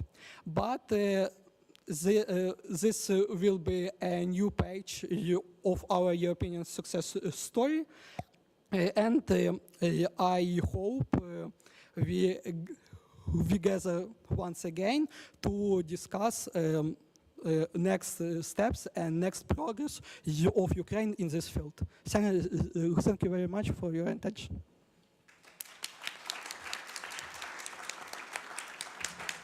Thank you very much, Bohdan, for this very comprehensive presentation.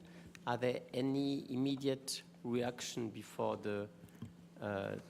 before we switch to an important element of this conference, the first coffee break? Yes. Court of Justice is speaking. Thank you. Indeed, I'm Solus Kaleda. I'm a judge from Lithuania at the EU General Court. also importantly, I had exceptional opportunity to work during the pre-accession negotiations. I'm very happy to see some of the colleagues here in this room who also participated closely in that process. I must say, listening to the presentations made by Ms. Kuzmenko and Mr. Veslovsky, I couldn't avoid to have reminiscences of that period. When you spoke about the 20,000 EU acts, I remember we were faced with 90,000 pages of EU legislation.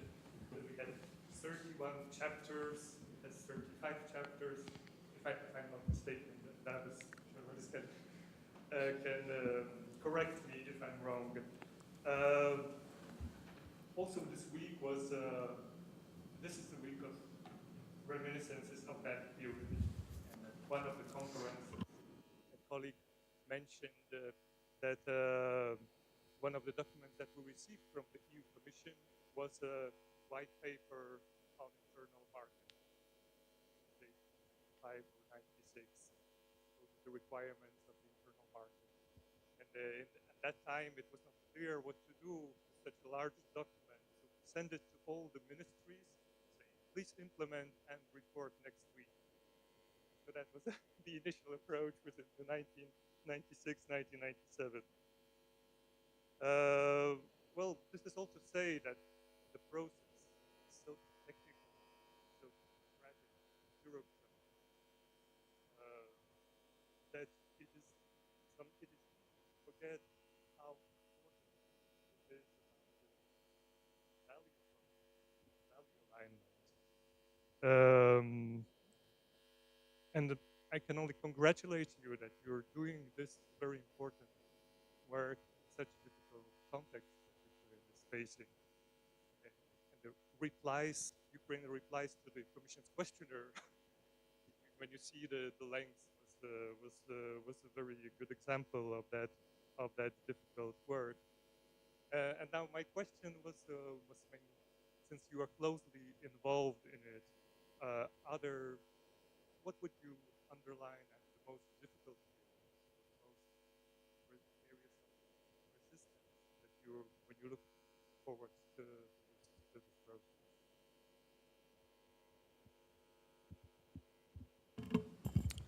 Thank you very much for such kind words and for your question. For me personally, is the most difficult. This is a question of staff. Because many professionals in the public servant in the beginning of war left the country and go to abroad,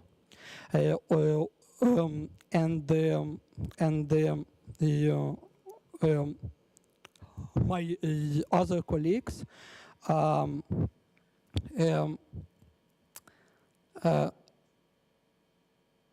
often has not such experience and such understanding of public situation, of political situation during the last decades in Ukraine. But this is essential for institutional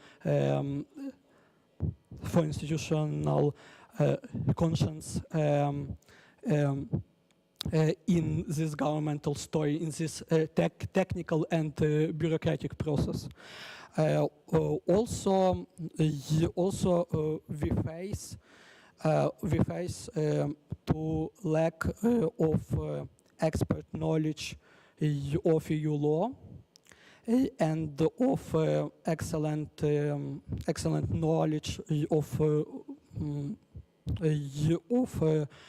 foreign languages among the civil servant who not responsible for coordination process, who responsible for profile technical implementation process, who elaborate this draft law, who elaborate subdivision, sub-legislative acts, etc. And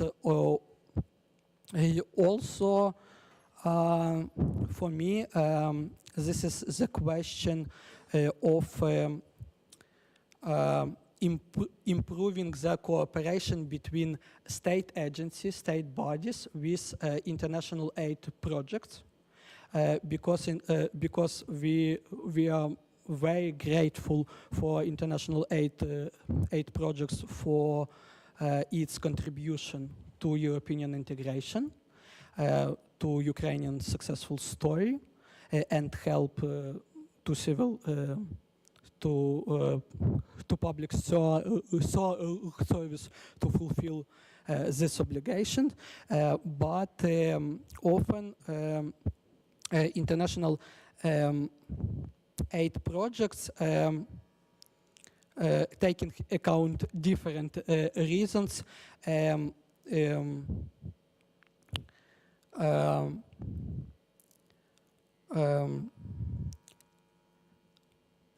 has a little different agenda, and the state bodies often cannot explain to these international aid projects about needs to improve the competence of this staff.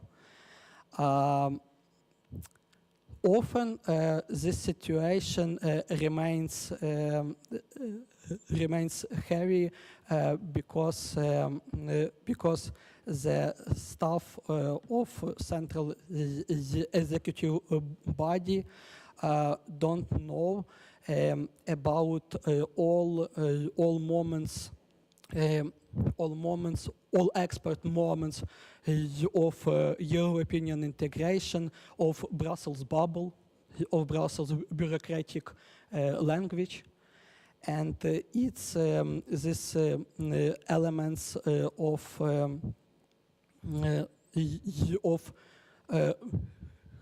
miscommunication.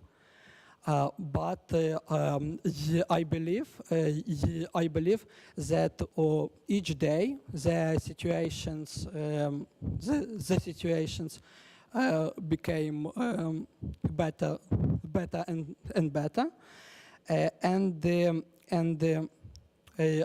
personally I saw that many young people come to public service, became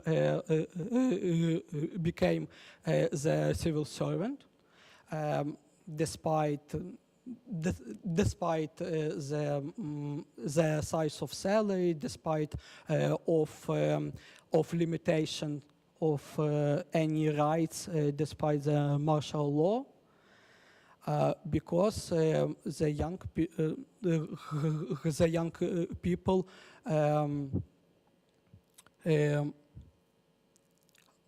lie their future with Ukraine and would like to help to rebuild Ukraine, and to gain an available and unforgettable experience, the experience which we can gain only in state bodies.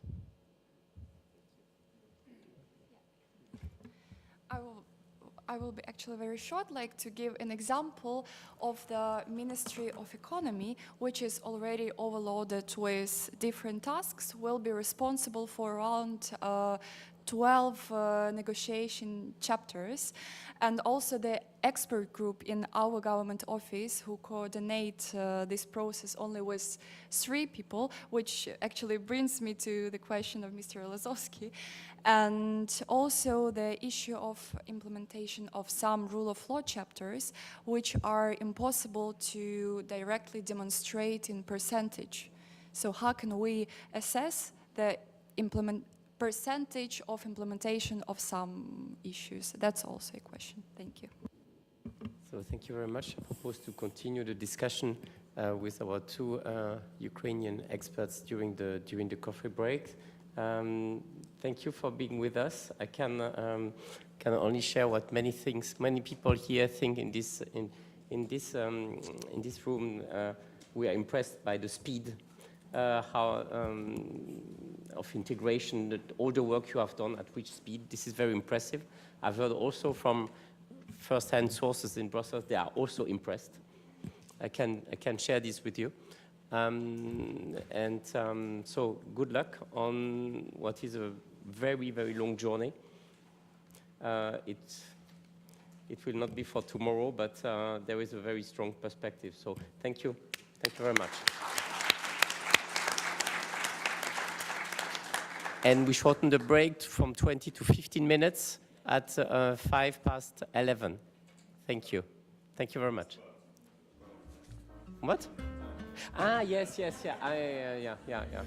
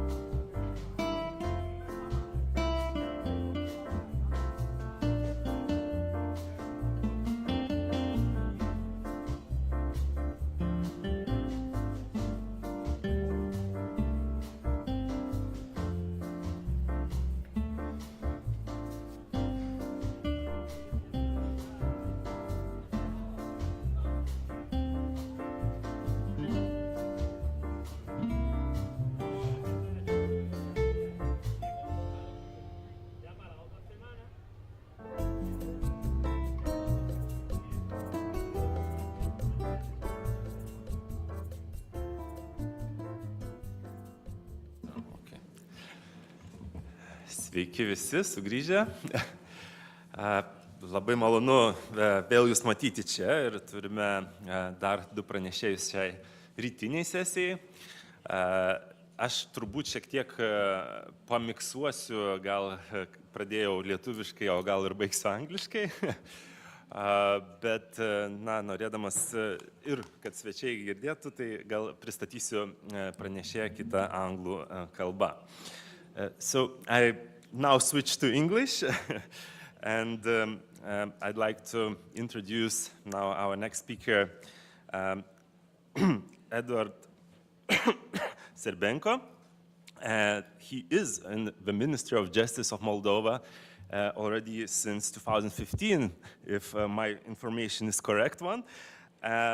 As well, so quite a long years there, and a wish of Moldova to become a member state of the European Union, I guess, started not just with this full-scale war of Russia against in Ukraine, but long time ago. And I believe, that you know all the matters of the issues concerned with the Minister of Justice and the EU very well. In addition, I see that you had also a project of institutional capacity building with the Minister of Foreign Affairs, and as we could see from our speakers in the first part, this institutional capacity is really of high importance for Ukraine, and I believe as well for Moldova. So I would like to invite Mr. Dr. Eduard Serbenko to further speak about the view of the Ministry of Justice towards accession to the Moldova's accession to the European Union. Please, here you are. Dear colleagues from the Ministry of Justice of Lithuania, dear Jurga, dear Augustas, dear Karolis, dear distinguished participants to the present event, dear colleagues and friends, please allow me, first of all, on behalf of my minister, Ms. Veronika Mihailov-Morada, to congratulate Lithuania for the 20th year's jubilee of its membership in the European Union. And our thanks, special thanks, go to the Minister of Justice of Lithuania, which is organizing today's conference. We have, with Lithuania, we have very close and strong ties in all fields, in the justice sector as well. My minister is intending to honor an invitation addressed to us by Ms. Evelina Dobrovolska, and she will be coming in June of the current year. And thank you very much for your support in various fields you're offering to us. I am privileged to be present today here to share with you the most recent and relevant news regarding Moldova's involvement in the EU enlargement process and the steps taken by the government of my country in the justice sector at the initiative of its Ministry of Justice. My intention is to give you a short account on the following three aspects: the institutional cooperation framework we have with the European Union, the next one, Moldova's national coordination mechanism of the European integration process, and the third one, where the Moldovan Minister of Justice stands exactly on its involvement in the country's European integration process. This may sound a bit of all the stuff or forgotten stuff for you, but every phase of enlargement brings developments, brings new experiences, new elements, and the younger generation of public servants within the Lithuanian Ministry of Justice may learn how the processes went more than 20 years ago when Lithuania applied for the membership to the European Union. Regarding the first aspect of my account, by way of introduction, I wanted to say that the main international legal instrument that links Moldova to the European Union is the association agreement between the two parties of June 2014.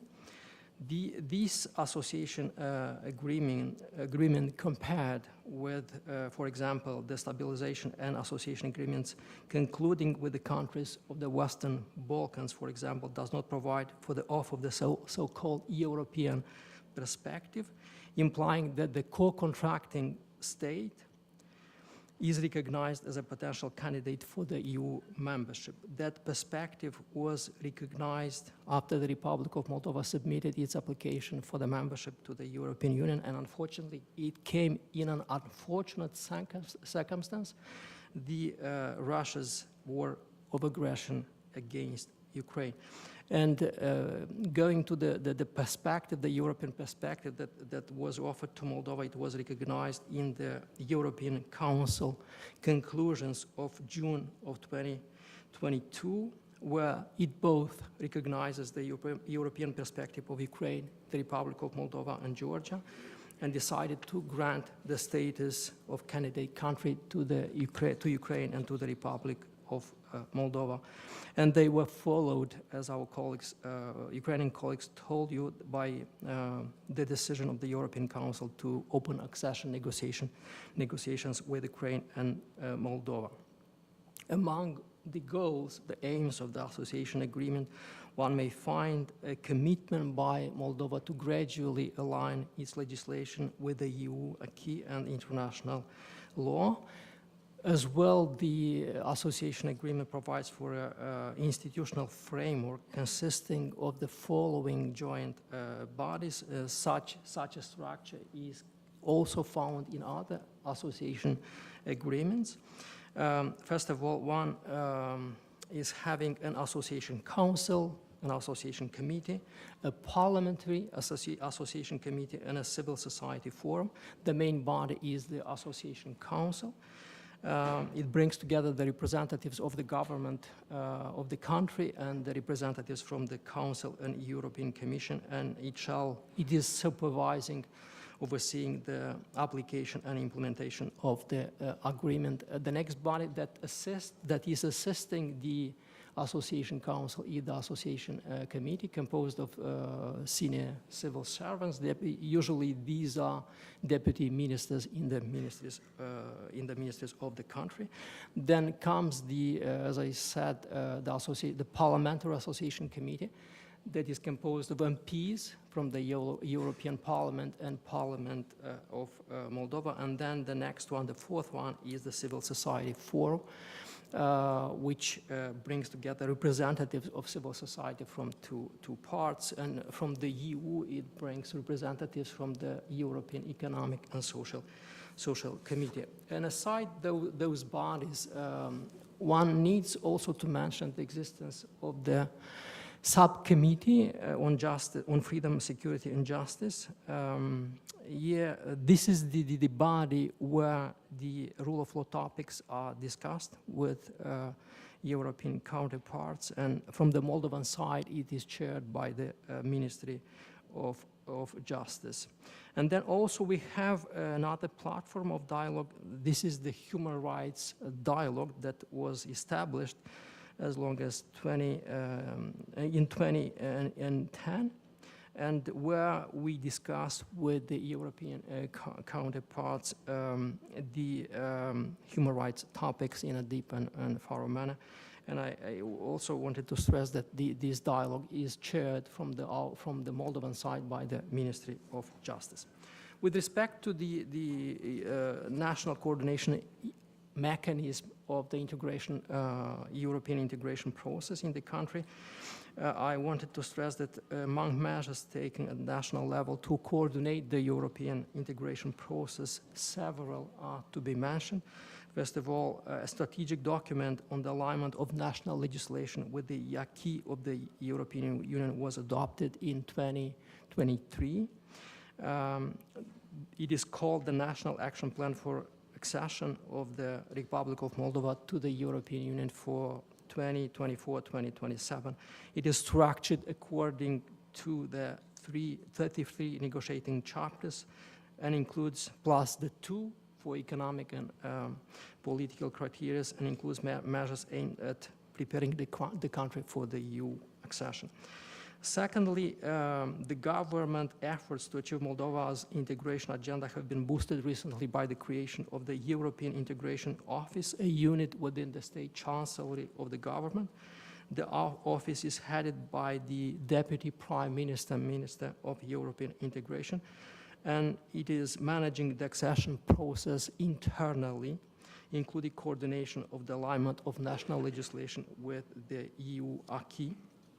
The hold of that position is the negotiator-in-chief for the accession of the Republic of Moldova to the European Union.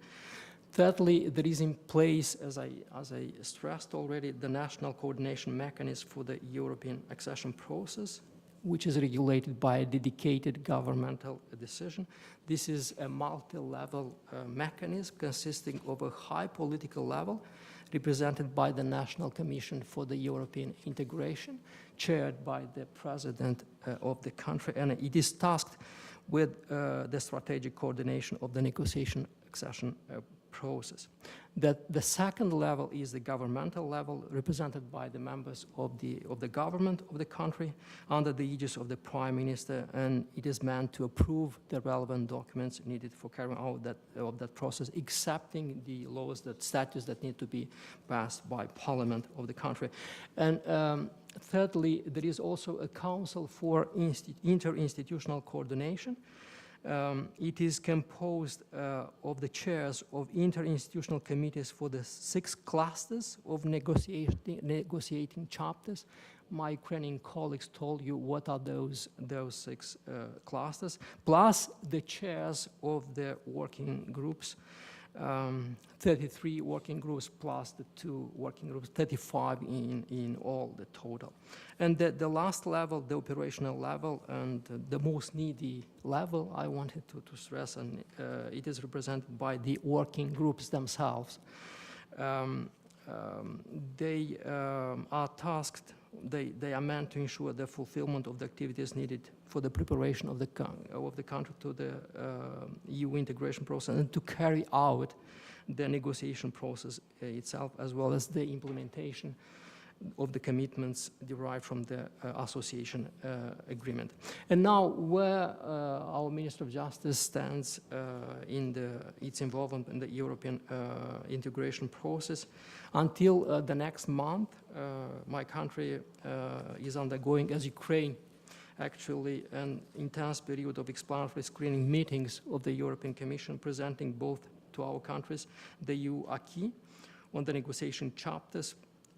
Afterwards, in a period agreed and scheduled by both parties, the bilateral screening exercise will take place, this time for the Moldovan counterpart, presenting the degree of alignment of its legislation with the EU acquis. The chapter that first underwent, as Mr. Veselovsky told you already, that first underwent the explanatory screening exercise was Chapter 23 on judiciary and fundamental rights. The working group on which is headed by my Ministry of Justice, by our Minister of Justice. And Chapter 23 is based on four main topics: justice, fight against corruption, fundamental rights and rights of EU citizens. And the chapter, as you know, is one of the most challenging chapters in the negotiating process and is at the focus of the EU accession process, containing the candidate countries' most important rule of law reform initiatives.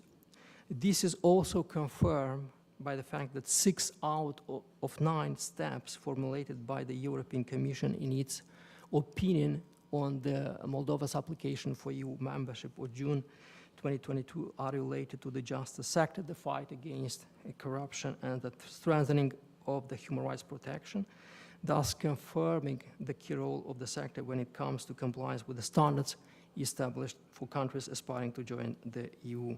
Our strong belief is that the European integration process requires substantial and fundamental changes in the judiciary, anti-corruption system, and fully functional institutions to uphold fundamental rights of the members of the society. The decision of the European Council of June 2022 granting Moldova the status of candidate country for EU accession has further strengthened Moldova's effort and commitment to build an independent, accountable, professional, and honest justice sector. In this process, we have received all the support and expertise of the European Commission's relevant directorates, for which we are very grateful. And in order to ensure compliance with international standards in judicial matters, the most important drafts in the sector have been assessed by the Venice Commission. Justice reform is a key element in our European integration agenda. And the current roadmap of the government for the justice sector is the strategy for ensuring the independence and integrity of the justice sector for 2022-2025, which sets out the strategic directions for intervention. In a relatively short time, Moldova has moved forward with systemic reforms on several levels. First, I want to mention the constitutional amendments on the judiciary that came into force in April of 2022 and aim to strengthen the independence of judges, ensure the stability of their term of office, and exclude political factors that influence their careers. A new constitutional composition of the judicial administration body, the Superior Council of Magistracy, has also been established with 6 judges and 6 representatives of civil society appointed for a single 6-year term, and excluding ex officio members. They are Minister of Justice, the Prosecutor General, and the President of the Supreme Court of Justice. Second, given the widespread corruption in the judicial and prosecutorial system, an ambitious external assessment exercise aimed at verifying the financial integrity and ethics, assets verification actually, of judges and prosecutors was put in place in 2022. The adoption of the legal framework regulating this mechanism was carefully discussed with the Venice Commission and was also discussed very critically by the system itself. The first stage of the process, the so-called pre-vetting, started with the assessment of the candidates for the position of members to the self-governing bodies of judges and prosecutors, the Superior Council of Magistracy and the Superior Council of Prosecutors. Today, this process is almost completed, and I'm happy to say that both those bodies are successfully formed and functional. The next stage of that exercise, the vetting exercise itself, aiming at the assessing the financial integrity and ethics of judges and prosecutors themselves, started in summer and autumn of 2023 with the assessment of judges and candidates for the position of the judge in the Supreme Court of Justice, judges in the courts of appeal, and presidents of courts, as well as prosecutors in key positions, in particular the General Prosecutor Office and the two specialized prosecutorial offices, the Anti-Corruption Prosecution Office and the Prosecutor's Office for Combating Organized Crime and Special Cases. As just underlined, the external assessment is carried out by 3 committees, 3 commissions, each composed of 3 international members proposed by the developed partners of our country, and 3 national members, all appointed by Parliament. The process has proved very difficult, but we remain committed to ensuring its transparency and credibility, thus guaranteeing the stability of the reform. When it comes to the fight against corruption, or to the anti-corruption policies, Moldova has committed to implement significant and efficient measures to fight corruption. So far, at the legislative level, significant measures have been promoted and adopted. New procedural guarantees for a fair trial have been provided for in the law. In the amendments to the criminal procedure code, these new provisions have been introduced to allow prosecution and examination of a case in absentia of the person which evades prosecution. This new mechanism of trial in absentia was put in place and allowed progresses in a number of high-profile cases where defendants have fled the country. And going to the last point, last aspect of the Chapter 23, the upholding of human rights, the strengthening of the human rights protection mechanism.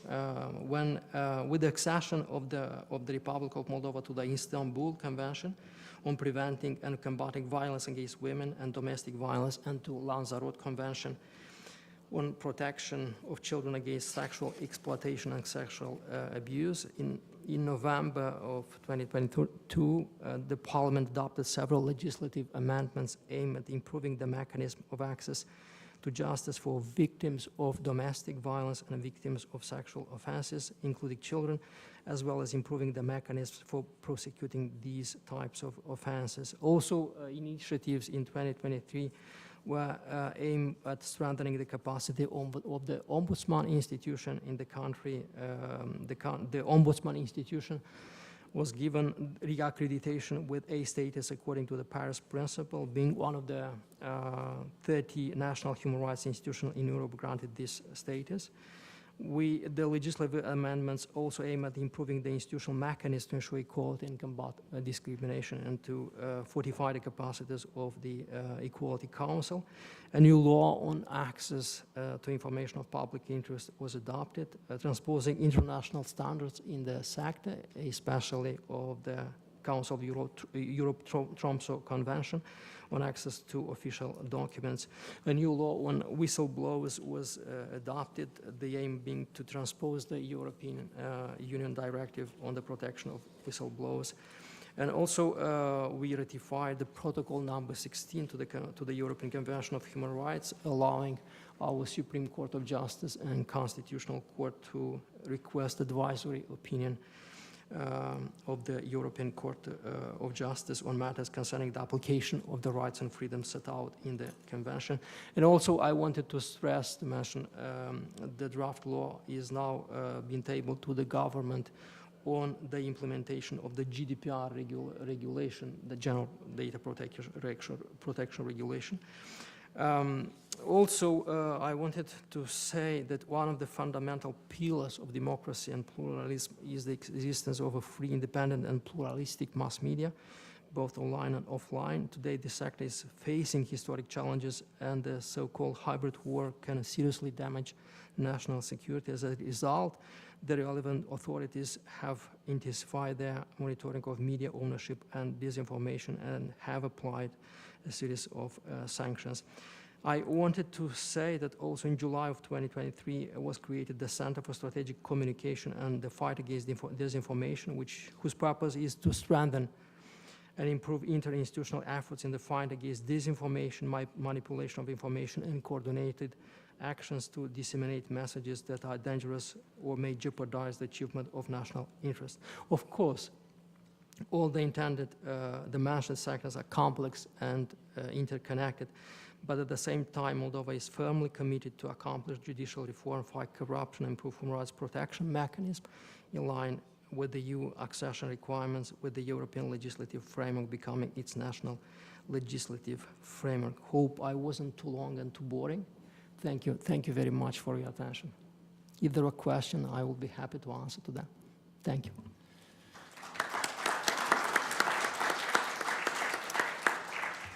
Thank you, Edward.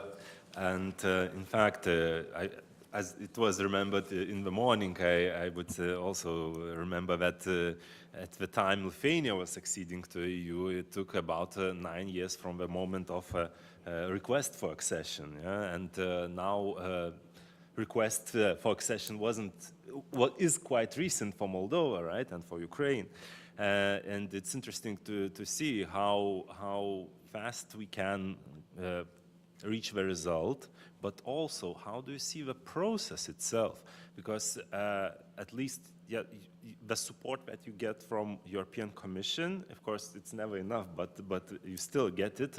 You have a direction for the reforms you need to do, and those reforms are abnormously difficult. It's very understandable, and it takes really time, not only the law, but implementation of it too. But if we look to that perspective of the strategy of Moldova, do you see the accession at some deadline for it? And would you think when you can reach it? Or you are, what's the better word than enjoying the process, I mean, by making the legislative, the law better in Moldova too. So what is your account, what is your strategy towards that accession process? Thank you, Carlos, for the question. Indeed, it's an interesting question. And with respect to the deadlines we have, first of all, I wanted to say that there is a very strong political commitment to achieve the goal. And that goal that was established by the president of being 2030. So it's very close. And of course, if the European Commission is open to us, if we at home are doing our homework, and fortunately, as opposed to Ukraine, we don't need to translate the regulations and directives into Romanian, because Romanian is already an official language of the European Union, and we understand the processes themselves. We have the relevant documents in place, I mean strategies, action plans, and so on. We have very strong supporters, and Lithuania is one of them, and I wanted to stress that recently when we underwent for the explanatory meetings, Lithuania offered to us to help with experts, and just some minutes ago Augustas told us, and we exchanged that we can establish some twinning projects between our two ministries, between the ministries themselves, and with respect to the chapter and to the exercise itself. I'm heading chapter 23 working group myself, and we are ready to implement and to do the relevant stuff. I mean to make the screening and to see where is the alignment right now with the EU acquis of the national legal framework. But the challenge we face is the multitasking. And, you know, we handle a lot of stuff. And when you are tasked with 100 of topics, it's very difficult to manage all of them. But fortunately, the president understands very well the process, and she told the government, let those other topics aside and focus on the exercise itself. And my minister, fortunately, as well, she understands very well the process. And right now, we are preparing the PowerPoint presentations for the explanatory meeting. The questionnaire, there will be another questionnaire, as opposed to the questionnaire that was answered at the application, submitting of application, and then the enlargement process package. Also, there is another questionnaire, but there will be a third questionnaire with respect to Chapter 23, and as well as with respect to other chapters. But the questionnaire will be answered at a later stage. But right now, we are focusing on the PowerPoint presentations, and we have a schedule. And those PowerPoint presentations will be approved by the members of the cabinet. And we have also a schedule when we're going to present them to the cabinet itself. And for our Chapter 23, the deadline is May 3rd. It's very optimistic, but we are doing what we can to achieve that. Of course, there are topics within Chapter 23 that are less complicated than other thematic blocks. For example, legal training or training for the judges and prosecutors. There are not so many directives or regulation on that, and one can distinguish them. And of course, we will be able to come and present those PPTs with respect to those thematic blocks, but others will take a bit longer for us to have prepared the presentation and to put the relevant schedules when we're gonna implement, transpose the acquis. But the condition is to try to achieve all of that by December of 2027. And in order for the accession treaty, I mean, of course, I'm speaking conditionally, for the accession treaty to have 2 years term to go through via national parliaments to be ratified. So the schedule itself, the program itself, the agenda is that I've told you. And we, of course, will need your help, but we count on the understanding of the EU Commission, on the understanding of member states, and they are very open to us. We have been working very closely on various topics. We just, I told you that we are tabling to the government the draft law on GDPR implementation. And I'm heading the working group on the GDPR implementation within the Ministry of Justice, and we have very close discussions with the relevant people in the EU Commission. And we get the help and the assistance very fast. And thank you very much for your help. And we count now that we are counting a lot on your support, and we feel your support. Thank you very much. Any questions that we would have from the audience? I'm not putting it a lot of time for that because we are lacking a little bit behind. But many thanks for our honorable guest. And indeed, I would like to present our next speaker, one of the greatest academic minds in the EU law, who currently also gives lectures, as I've heard, on the constitutional law of the United Kingdom, involved in enlargement research, as well as the EU exit issues. Numerous publications, of course, on EU law, and also serves for editorial board of several journals. Professor Adam Lazowski from Westminster University School of Law School. Please, the floor is yours. This was way too generous. Fake news. Good afternoon, ladies and gentlemen. I'm very grateful to the organizers for inviting me to Vilnius again. Made me realize that the last time I was here, it was a week before the Advocate General Kokot issued her opinion in the first ever reference for preliminary ruling from Lithuania. And the only thing I remember from that was that members of parliament who were behind it were circling around Advocate General Kokot, trying to fish out what she's going to say a week later. unsuccessfully they did that. Well, the difficulty I have, of course, is that there's a lunch, right? A lunch break, which means I have human rights hanging over my head.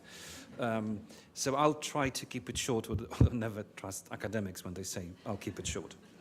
Now, the topic of my presentation, the first topic was different, but then we realized that there would be too many overlaps.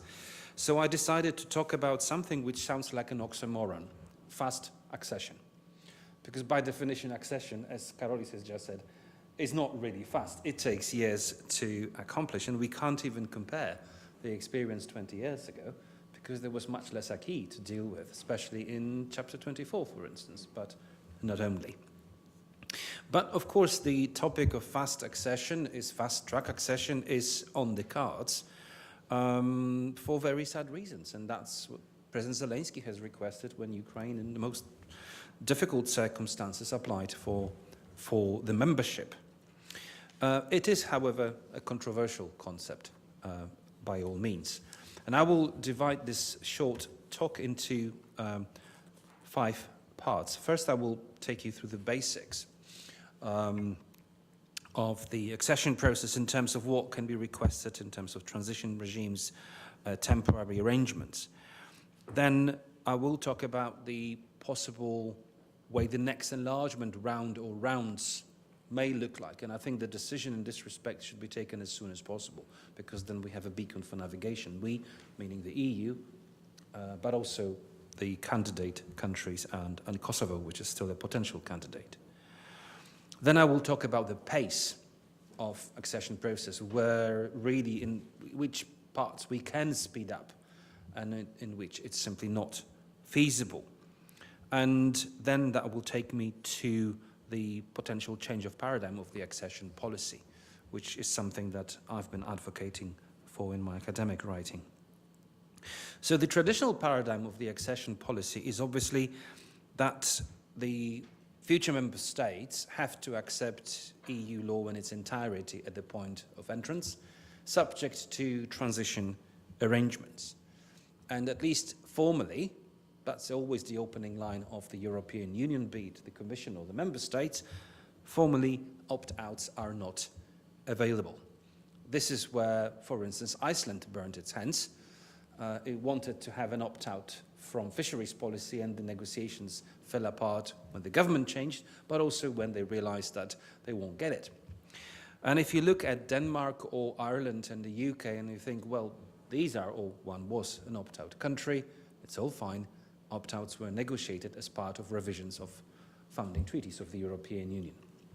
There is one exception, that is Malta, which negotiated a kind of an opt-out in free movement of capital. If I remember correctly, Lithuania tried to do the same, but got the transition period instead. But Malta basically negotiated a transition, an opt-out for some aspects of acquiring of property, using a very simple argument: we are an island. There is only as much territory as we have, and we need to have places to build homes for our citizens, full stop. But that's an exception to the rule. And of course, for everything else, we have either transition regimes, barred in time, or phasing in mechanisms, like to funding for farmers and things like that.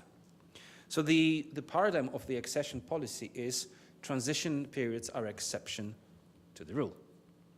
Therefore, they have to be numbered, and quite a few, not too many. Because if you request too many, the other side will tell you, well, obviously, you're not ready to join the European Union. Thank you very much for that. And that's the paradigm which is still in place. If we look at the general framework for negotiations with Albania, paragraph 26, it's very clear. It cannot be clearer than that. And I quote, "The Union may agree to requests from Albania for transitional measures, provided they are limited in time and scope and accompanied by a plan with clearly defined stages for application of the acquis." And a caveat for internal market legislation: well, these legal acts that you will have covered by the transition periods, the transition periods have to be short and a few, and that's about it. So that means, of course, that accession takes years to accomplish, because to comply with all that legislation is a very tedious process. Now, Ukraine, Moldova, and for the sake of argument also Georgia, sake of argument bearing in mind what's currently happening in Georgia, have a particular advantage over the Balkan countries, the association agreements, because they contain those very useful lists of EU acquis that the three countries have been approximating with for the past 6-7 years. So in some respects, these three countries are better prepared than some of the Western Balkan countries. But the trouble, of course, is, bearing in mind what I've already said, is how to square the circle between the fact that the paradigm of accession policy is all acquis subject to narrowly defined exceptions, and the fact that enlargement is, again, a geopolitical issue. Now, before we go into ways of speeding up, I think what the EU needs to decide on first is how the next enlargement will look like. In a sense, are we going for Big Bang enlargement 2.0, with a possible small enlargement that follows for those who are late for one reason or another? So we copy 2004 and 7 enlargements. Or we go for something that in the EU jargon is now called fregata, which means everyone is chasing to the finish line, but individually, and then they join one after another. Both have merits, that's for sure. But if you ask me, wearing my academic hat, I would say that I'm in favor of the Big Bang enlargement, for a number of reasons. Each enlargement brings a shock to the system, because you have a new player on board, even if it's a small country like Croatia. But if you have those shocks every 2-3 years, because the fregata gets to the finish line, we will be in a state of perpetual adjustments for a good number of years, which can be quite disruptive. The Big Bang enlargement, as we know from 2004, creates one huge shock to the system, then some aftershocks, but then things kind of settle. I think the Big Bang enlargement is initially more difficult from the institutional point of view, but practically speaking, it is easier because it happens once, and then the system adjusts itself. Well, let's think about the European Parliament. We are now at the stage of having very soon 720 members of European Parliament, and imagine that throughout one term, we keep on adding numbers. Ukraine joins, possibly having similar number to Poland, and then the small countries join. That's quite disruptive, even to the daily work of the European Parliament, not to mention having more combinations of languages and all the rest of it, all the technicalities that come with enlargements. It's also, I think, easier from the budgetary perspective, because you revise the budget properly, the 7-year framework and the annual budgets, and then countries join. Of course, there are disadvantages to this. Inevitably, some countries will be waiting for the others to be ready. That may even happen when you have two countries joining. A very good example, largely forgotten, but is Spain and Portugal, when Portugal was ready and was told to wait for Spain. Or most recent one, when Albania was ready to start bilateral screening and open the negotiations, but Bulgaria decided to have a go at North Macedonia. And that effectively blocked Albania for the same period of time, because the two countries have been paired. The risk, of course, especially with the group enlargement, is that you can have some bilateral issues between candidates and member states. And as we know from the experience, very often these issues have nothing to do with EU accession. Croatia was blocked by Slovenia, Bulgaria was first Greece, then Bulgaria were blocking North Macedonia, and we have, of course, now Hungary and Slovakia, which potentially will be blocking things related to Ukraine. So if you have a big group of countries and a bilateral ding-dong, that will have a knock-on effect on everybody else. So the other thing that we need to bear in mind is that and that's a disadvantage of this Big Bang enlargement, hypothetical 2.0, is that we have a completely different group of countries. When the 10 countries were joining in 2004, plus Bulgaria and Romania, they had very peaceful relations. There were issues, of course, as always, between the states, but you didn't have such a volatile group of countries like in the Western Balkans, for instance. Even yesterday we had news that potentially Republika Srpska may separate from Bosnia and Herzegovina. And we know that once we have one fire in the Balkans, it has a tendency to spread. And that, of course, is a risk for the European Union because we don't have internal instruments what to do if 2 member states jump to the guns. Just a food for thought. So, but I think before we start talking about moving forward, the EU has to take a decision as to the beacon for navigation. So what kind of enlargement are we talking about? Just like it did in 1990s. Of course, we can't expect that this side of the elections, but perhaps the other side of the year once we have the new Commission, new President of the European Council. So talking about the pace, which stages we cannot bypass? Well, we cannot bypass screening. It's already ongoing, as we know. The risk here is that, again, just like in case of Albania and North Macedonia, for different reasons, the European Commission split clearly the technical screening from bilateral. Technical started before the adoption of the general framework for negotiations.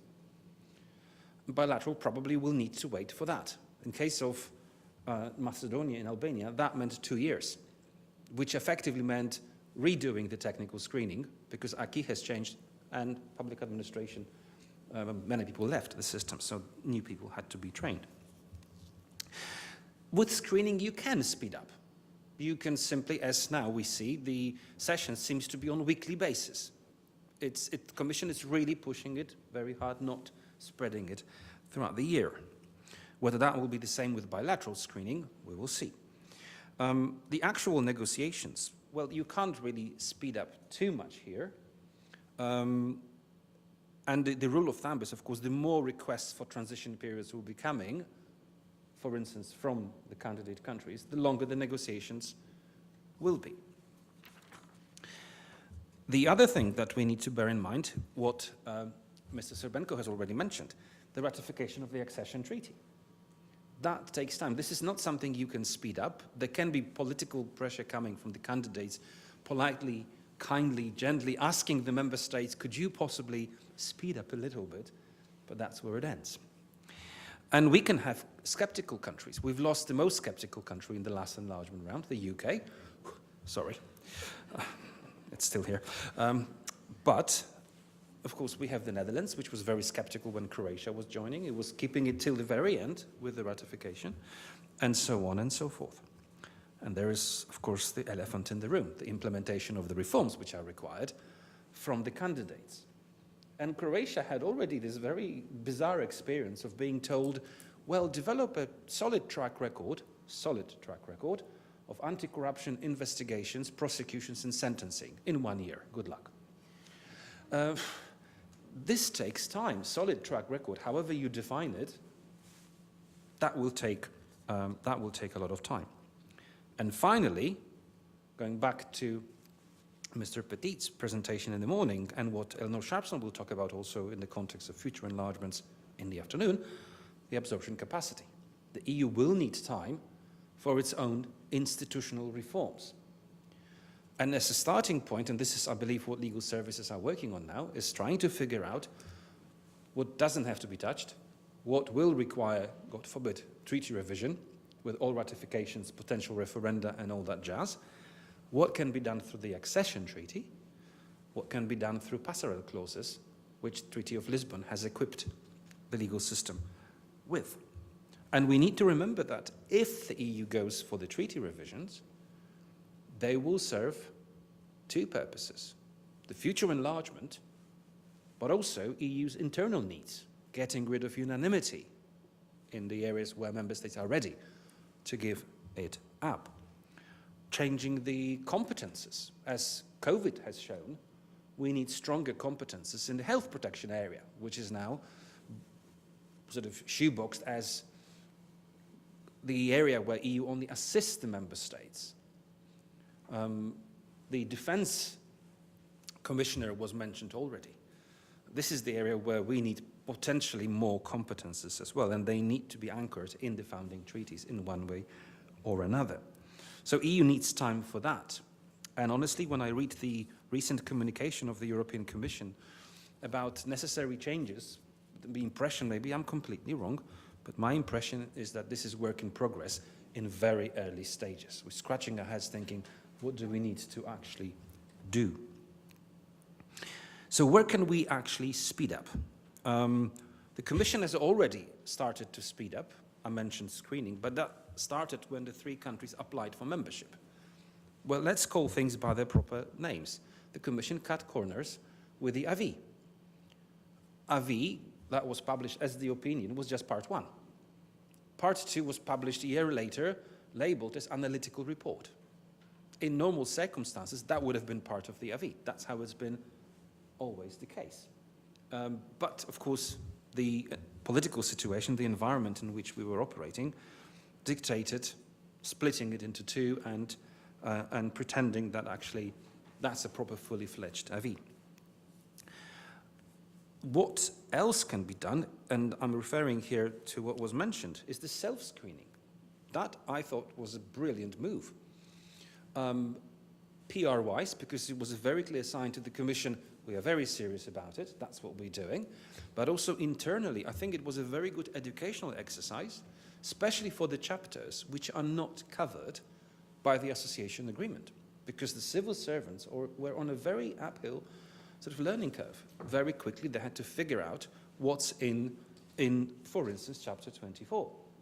And also that allowed public administration to realize that a lot of legal acts which fall under chapter 24, they will be approximated with, if at all, at the very end of the process. Because you can't apply them without being a member. I'm thinking here judicial cooperation in civil matters, or mutual recognition in criminal matters. That's for later. But also it allowed the public administration and the government, more generally, to identify where, for instance, Ukraine is already approximated with EU criminal law, simply because it's a member of the Council of Europe and a party to the Human Rights Convention. The whole, for instance, package of defense rights directives.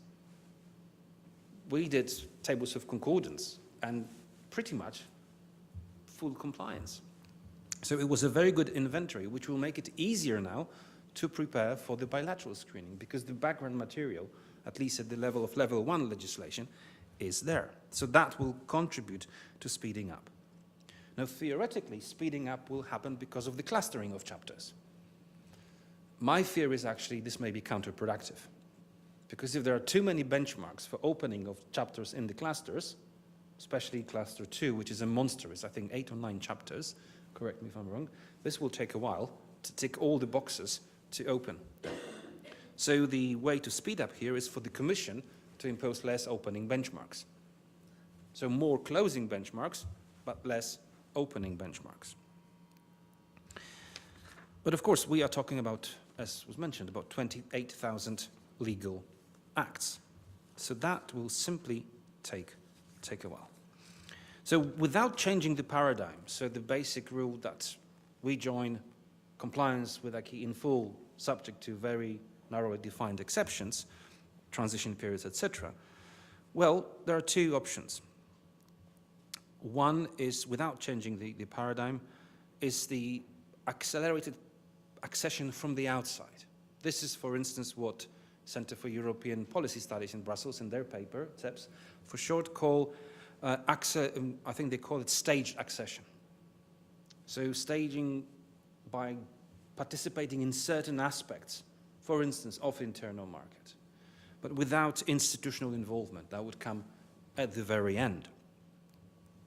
This is, of course, a good idea, and this is to an extent already happening in some respects. But then the new countries, the future member states, are more legally in than politically in. We need to remember about the geopolitical side, the aspect of this future enlargement. And I think that's why we need the change of paradigm, and that's the main point of my short intervention. I think we need to be brave enough to think about faster accession, subject to longer and many more transition periods and monitoring mechanisms. I'm not talking about creating new mechanisms. We have enough of that. So we don't need to open the door that is already open, but by actually using them. So this way, the new countries would be more in politically than legally, and that will be subject to phasing in. So, for instance, in criminal matters, which of course is inextricably linked to fundamentals, respect for the rule of law, well, forget about mutual recognition of judgments from the start. Keep the system as it is. So, for instance, Hague Conventions for judicial cooperation in civil matters, until benchmarks are actually met. Longer safeguard clauses. The traditional safeguard clauses, the JHA safeguard clause and the accession treaty, can be only employed within the first 3 years of accession. Keep it for longer. It is like in a good theatre play. That gun that is hanging on the wall, from the very beginning, someone might use it. It disciplines the newcomers. Where I think we will need to have big change is the infringement procedures, which, for instance, the report of the 12 does not mention. I think we should have penalties available for breach of rule of law already at the first stage of infringement procedure, because now a member state may be penalized if it fails to transpose a directive on hens laying eggs, but not for fundamental breaches of rule of law, which is on its head from the systemic point of view. Use conditionality regulation and things like this. So going back to the question in the title of my presentation, is a fast-track accession viable? I think in principle is. However, it requires a lot of imagination and bold decisions, which we will have to take sooner than later. Thank you very much.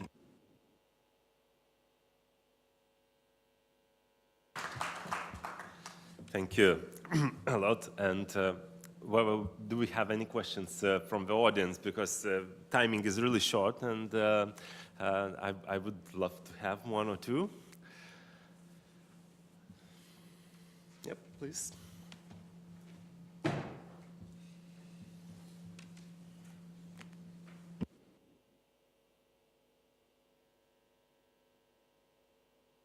Thank you. Thank you for this speech. And in brief, I have one question to Professor Lazowski. Do you think you said about the fast-track accession is oxymoron? Do you think is it possible that fast-track accession is not about time, but is about the absence of obstacles by European Union, about understanding of the role of European Union itself and the future enlargement? However, what do you do with the increasing frequency of thesis more rule of law, and less economy? The rule of law is very necessary and important, but what it gives the European Union more protection that when the main question was a country we join give to internal market? Because personally for me, rule of law criteria are often blurred. There are no numbers, no fixed price, no positive and negative balance in the economy. Thank you.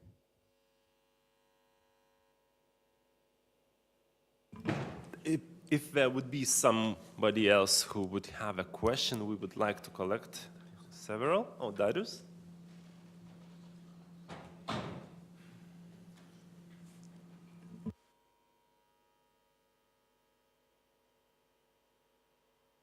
Thank you, Adam. A very elegant presentation, as always. Pleasure to listen.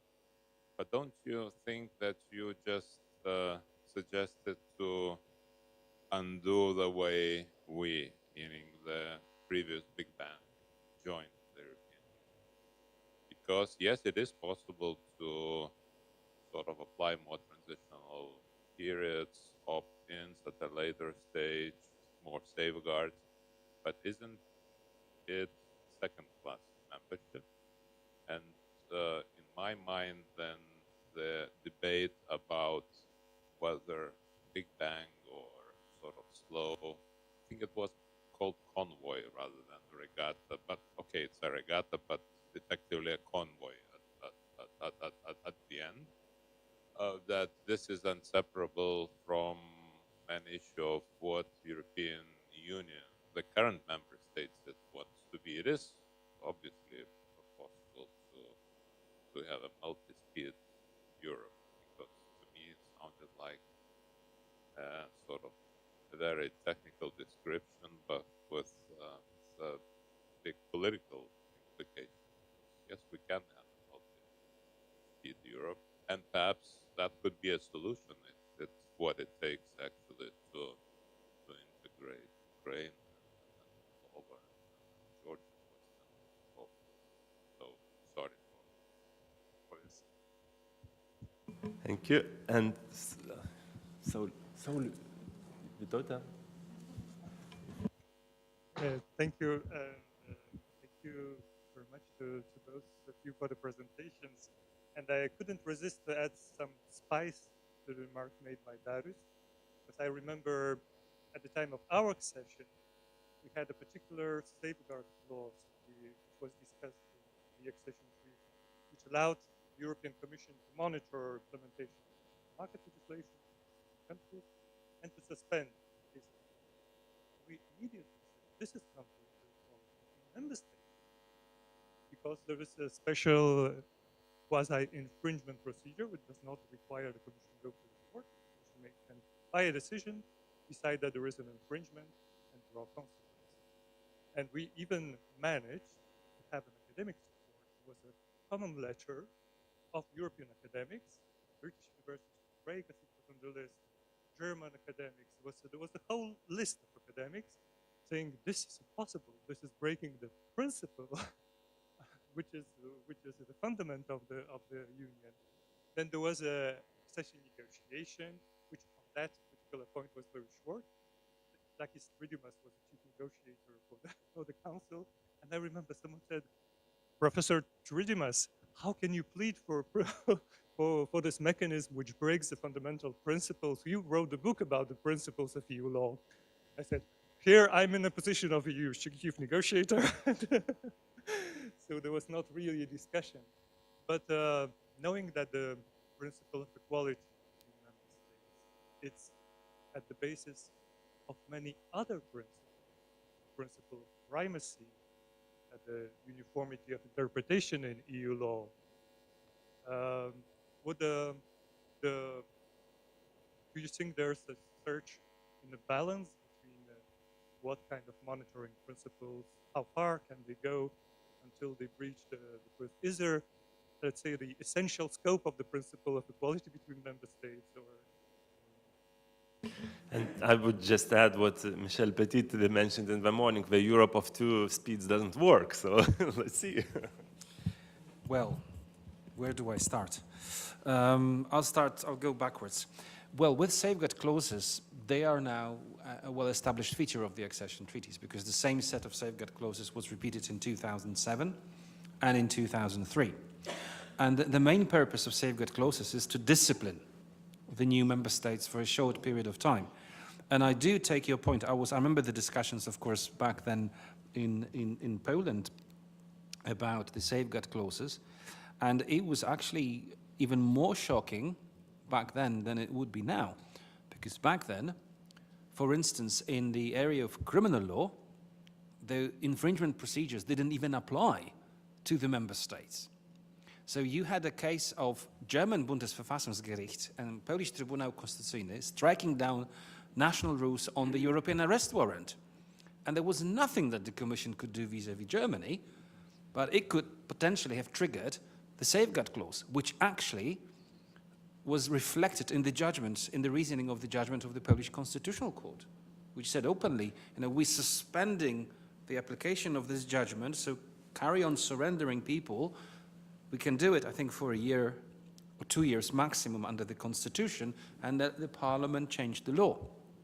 I do take the point that this is an extraordinary tool. It's against equality of the states.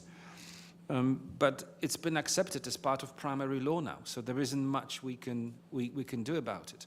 And even if we look at Bulgaria, Romania, they were covered by the cooperation and verification mechanism for so many years, until, what was it, last year, really, or exactly, on the top of the rule of law cycle that the Commission is pursuing. So I'm not saying they have to be used. They were only used twice vis-à-vis Bulgaria and Bulgaria, Romania, the JHA clause for the CPV mechanism. But they are there on the wall, hanging, potentially to be used. But I do take your point. And it's funny that it was actually Takis Tridimas who was advocating for that, having authored this very good book on general principles of EU law. Going back to what Darius mentioned, that we're creating a second-class membership. Well, in a way, yes, unfortunately. And in a way, accession always creates second-class membership, because countries which join, they are covered by the transition periods. They are not in Schengen.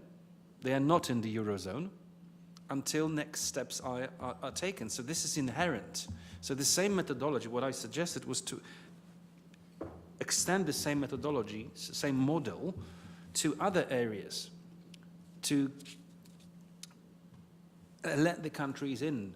And I'm not only thinking here about Ukraine, I'm also thinking about Western Balkan countries that have been queuing for such a long time, and the fatigue is all over the place. And we know what's happening in Serbia, we know what's happening in Bosnia. That's a geopolitical matter. Yes? Can I then just ask, what should be left untouched, where transitional periods or safeguard clauses should not and cannot be applied? Or is there a core? I mean, in addition to for freedoms, etc., in your mind? Well, I think it would have to be individually decided for each and every country based on its performance. Because, for instance, Ukraine has already complied with so much internal market acquis that I would imagine not much going on there except for agriculture, because that would be a big ding-dong. Let's face it, this is going to be a big fight. But I wouldn't say that there is one size fits all. I mean, this will have to be individually tailored to reflect the progress and reflect the main principle of the accession process, that it's merit based on individual performance of countries concerned. But still, I think this will be, of course, to be decided at higher political levels, but even if we call it second-class membership, this is, I think, a more firm trajectory to travel on than integrating from outside. Because then you're not a member state, you get a chunk of this, chunk of that, and no end in sight. Here you are a member, so you're integrating from within. There's more incentive. And going back to the rule of law, well, that's the difficulty. That's the difficulty that the rule of law conditionality in Chapter 23, it is a great opportunity for EU to create obstacles. I remember talking to colleagues in Tirana when, after another report, there were, I think, 5 priorities. We went down from 12 to 5. And they were all very excited, saying, oh, it's down to 5. I said, read them carefully. Read them carefully before you open the champagne. Because this is a trap, that's a trap that can be used against you. So I do agree, but we need to remember that, and I'll finish with a quote from Helmut Kohl, when he was meeting Václav Klaus. I don't remember whether Klaus was then prime minister or president, but he was Eurosceptic nonetheless. And at some point, Helmut Kohl got really upset during the press conference, and he looked at Klaus and said, Mr. Klaus, I think you're getting it wrong. This is not European Union joining the Czech Republic. It's the other way around. The bottom line, you're at the palm of the hands of the EU. That's the thing, because you are joining the club. It's not the club joining you. Thanks a lot, and I would really like to finish that session in order to return at 14:30 for the afternoon session with 3 more great speakers, and let's see you all there in the afternoon. See you.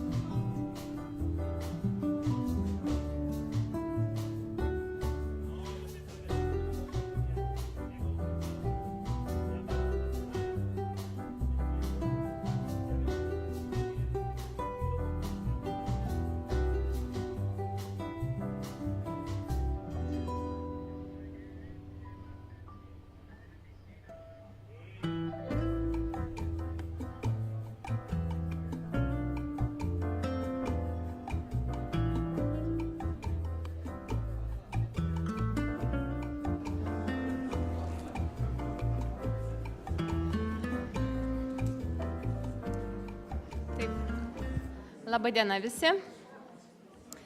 Na, aš iš pradžių kreipiuosi lietuvių kalba, iš tikrųjų matau, kad daugumoje lietuviška auditorija, tai iš tikrųjų labai malonu jūs visus matyti.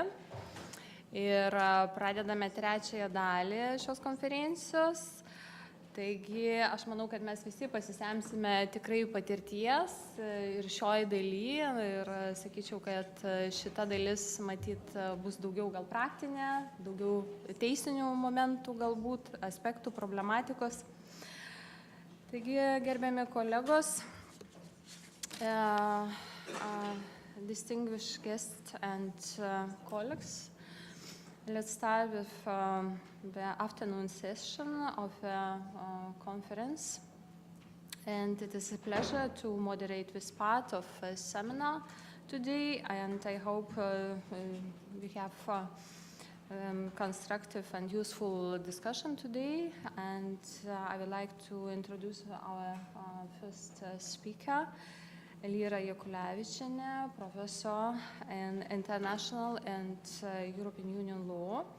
She is professor at Mykolas Riomeris University with teaching and research experience on human rights, asylum, migration issues for almost 20 years, I think.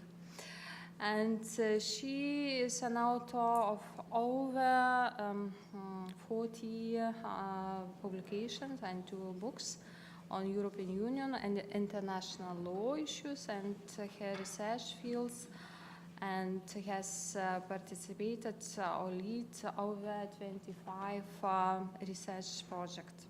So apart from her research activities, she held various positions at national and international organizations in Lithuania and abroad. And so, Lira, the floor is yours. Thank you very much, dear colleagues. I will speak in English because I was asked to do so by the organizers, so I hope that my Lithuanian colleagues will not mind that. Thank you very much, first of all, for the opportunity to speak in this very important event, which brings me back in memory, and I must say that I have very mixed feelings today, having listened to the first part of our conference and coming back 20 years ago when Lithuania was entering the European Union, acceding the European Union. On one hand, it's nice anniversary, 20 years of membership. We are flourishing. It has been a success story. But you know, when I remember those 20 years, more than 20 years ago, it was a very, very difficult period because at that time I was participating in the process of screening on the side of the Commission as independent expert. And I remember all those months, if not half years, without sleep, sleeping very few hours per night, doing this very technical, very legal work, which at that time seemed to be not very meaningful. But apparently it was meaningful, but I really have mixed feelings about that past time, and I really don't envy our colleagues that are present here from Ukraine, from Moldova, from other candidate countries, because it's still ahead of you. And if at that time, in 2004, we were calculating the acquis in pages, so we were calculating around 80,000 pages of legal instruments. Now I see you are calculating no more by pages, but by the legal acts, because there are so many, and there is a big increase. Now, the topic that I'm going to speak, I have a challenge already for the topic about challenges, because it's really a very, very broad area. And in my short intervention, I will try to focus, let's say, on how the requirements in the field of fundamental rights have developed throughout, let's say, the last Big Bang enlargement, and what are the challenges that we are seeing right now, using a few concrete examples. So first of all, when we speak about the accession requirements and when we speak about fundamental rights, that brings us to Article 2 of the European Union Treaty, where we are finding the core of the European Union. It's the values, the fundamental values of the European Union. When we speak about fundamental rights, this cannot be dissociated from entire discussion of rule of law and democracy, as we have already seen today in the presentations. And as also has been mentioned, so I will not go much into detail on that, but since recently the European Union, the Commission, has changed the methodology, also the enlargement methodology, and now if we look at fundamental rights, where they sit, as part of those six thematic clusters, the fundamental rights sit in the first cluster, the most important, I would say, cluster, the initial cluster called fundamentals that already we heard today. Now the progress under the fundamentals cluster is essential. Already I think our colleague from Ukraine has mentioned that this is where the chapters are opened and this is where the negotiations also end. And in principle, the progress under the fundamentals, including the fundamental rights, determines the overall, let's say, progress and pace of the negotiations. Now, if we speak about the values, if we speak about fundamental rights, this is very, very different from the areas like Eurozone or Schengen, which is applicable to only certain member states. But here, the values and the fundamental rights, of course, are applicable to all the member states. They're not negotiable, and that's why they are equally important also for the acceding countries. It is important to note, maybe it's trivial, but it's nowadays is still not that, it doesn't really goes for saying, is that the fundamental rights, the fundamental values are important not only in the accession process, but also during the membership. And this sounds like strange to say, but indeed, if we compare the situation of accession of certain member states, in particular the last big accession in which Lithuania also took part, if we see, let's say, the developments in some countries, we see the reversals of the situations. Unfortunately, this also had an impact on the accession of new member states, accession of new members. And some of the issues that we are discussing today, some of the challenges that we're discussing today, they have something to do with the fact that after the accession, not all the member states have behaved in line, let's say, with fundamental values and fundamental freedoms. So our colleagues that are aiming at the accession are suffering a little bit from that, I think, and maybe it's not very fair. Concerning the legal accession, EU accession requirements in the context of fundamental rights, of course, it would be impossible to look at the entire acquis. So what I tried to do in my short intervention is to see what have been, let's say, the developments, some key issues in the past, let's say, 10 years that are worthwhile bearing in mind. So before I go into challenges, concrete challenges, a few points on that. First of all, as concerns the general assessment, let's say, of the values, how the European Union is assessing the states that are aspiring for membership, how this assessment under Article 2 is ongoing. If we compare the past enlargement, I must say, maybe that's my opinion, but I think it was more taken for granted that the states are complying with fundamental rights issues, are complying with the values, they are sharing those values. But indeed, maybe due to internal issues in the European Union, this has changed. So it's no longer taken for granted, as we see. And I would mention probably 3 points where, let's say, there have been substantive changes that will, of course, and already affect the new enlargement of new countries. First of all, the rule of law issues. This is non-negotiable area. This is the area where the member states accept the monitoring, even though at the time when Lithuania was acceding, it was still pretty much a sovereignty issue. Now it's non-negotiable. The issue of access to justice, for instance, when we speak about the rights, is very important. Now, access to justice is inseparable from the rule of law issues, as we have seen. And my colleague will dwell a lot on the jurisprudence, so I will allow me just to mention one of the cases in the recent case of Republika, where Malta was involved. There was a very clear link made by the Luxembourg court between Article 19 of the treaty, the effectiveness of legal protection, and Article 47 of the Charter. So here we see that when we speak about fundamental rights, we cannot dissociate from all of the issues that we're discussing in the European Union concerning the independence of judiciary, effective legal protection, and issues like that. And if we look at, let's say, the countries that are aspiring for the membership, here we see that there are all kinds of different issues with regard to judicial, let's say, bodies. They are still exposed to certain vulnerabilities and challenges in the acceding countries. Second issue that is worth to mention with regard to what has changed, let's say, since 2004, 2007, is that EU itself sharpened the Article 7 procedures. And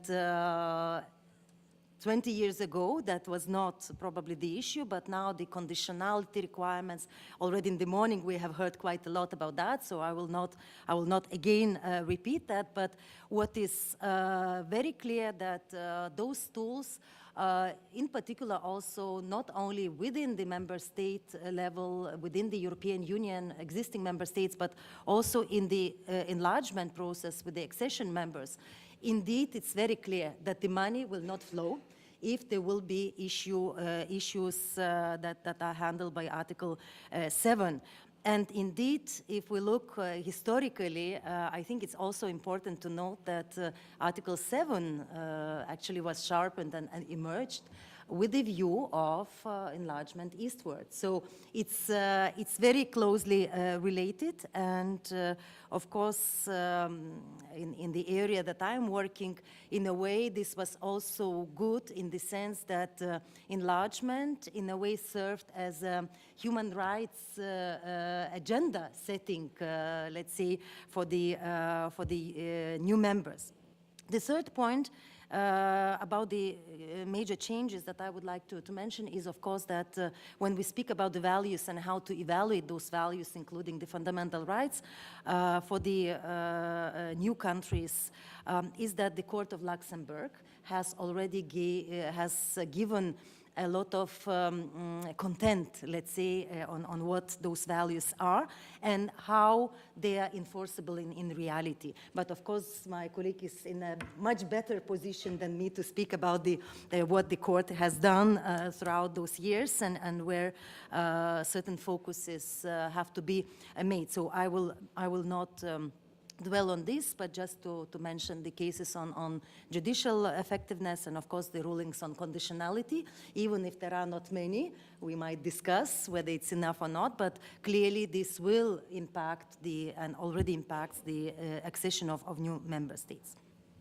Then, of course, we can, apart from these general, let's say, developments in this area, we could also talk about the different rights. Let's see, political civil rights was something normal, but now throughout the years we have seen that, for example, the economic social rights, they became the part of accession criteria. This is again a recent development of the enlargement policy. Of course, this came because of the Western Balkans, because of very particular reasons. But now if we look at, let's say, how the EU concretized and detailed the so-called EU social acquis through the use of the Charter of Fundamental Rights, and also because of active involvement of local communities, I think there is also, one could predict that the social rights accession conditionality will be also enforced in the new enlargement. Then we can, of course, speak about completely, let's say, new focuses that the EU is looking at the horizontal effect of the human rights, and, for example, embedding human rights in the private sector. This is, again, for the EU itself is a new area, but with legislation developing, for example, on due diligence for private sector and other developments, this is clearly also adding to the acquis that the acceding countries already have quite a big one. So just to conclude on the developments and then to pass on to the challenges, I must say that despite the fact that the formal criteria, they have not changed really for accession throughout those years. But what is quite clear that EU gradually became more selective concerning the new members, choice of new members, and also with a greater number of the member states. It's more difficult to agree.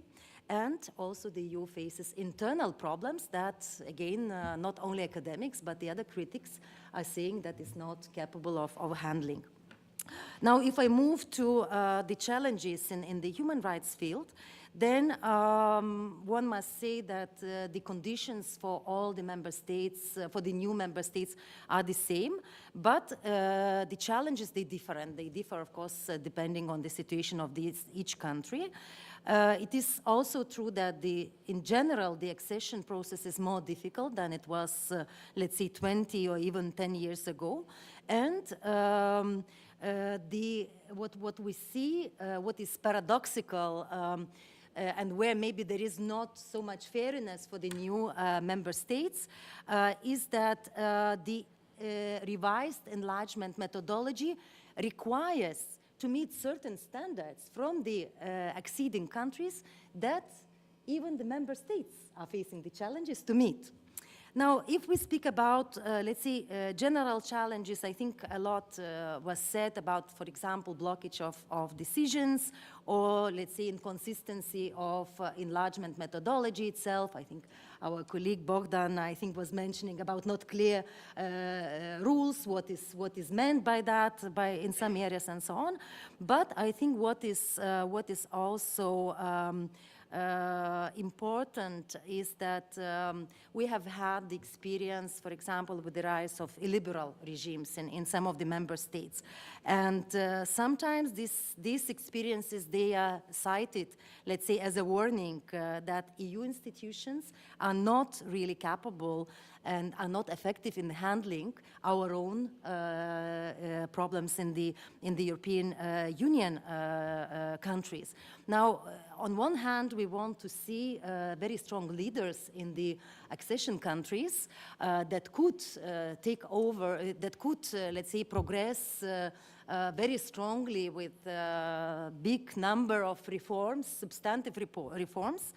But on the other hand, we see, and here I will not say something secret, but in particular in the Western Balkans, when we see the pictures of our Hungarian colleagues and the Western Balkan colleagues, that also for the human rights lawyers raises certain questions if indeed having the strong leaders does not create other type of problems when we speak about the human rights issues and of course, proliferation of some illiberal regimes that are not always very much in line with the fundamental rights and fundamental values of the EU. So there is this paradox, which I think also leads to, let's say, some opinions, and not maybe some opinions, but quite a prevailing opinions that it is believed that, first of all, the EU needs to solve, let's say, the rule of law problems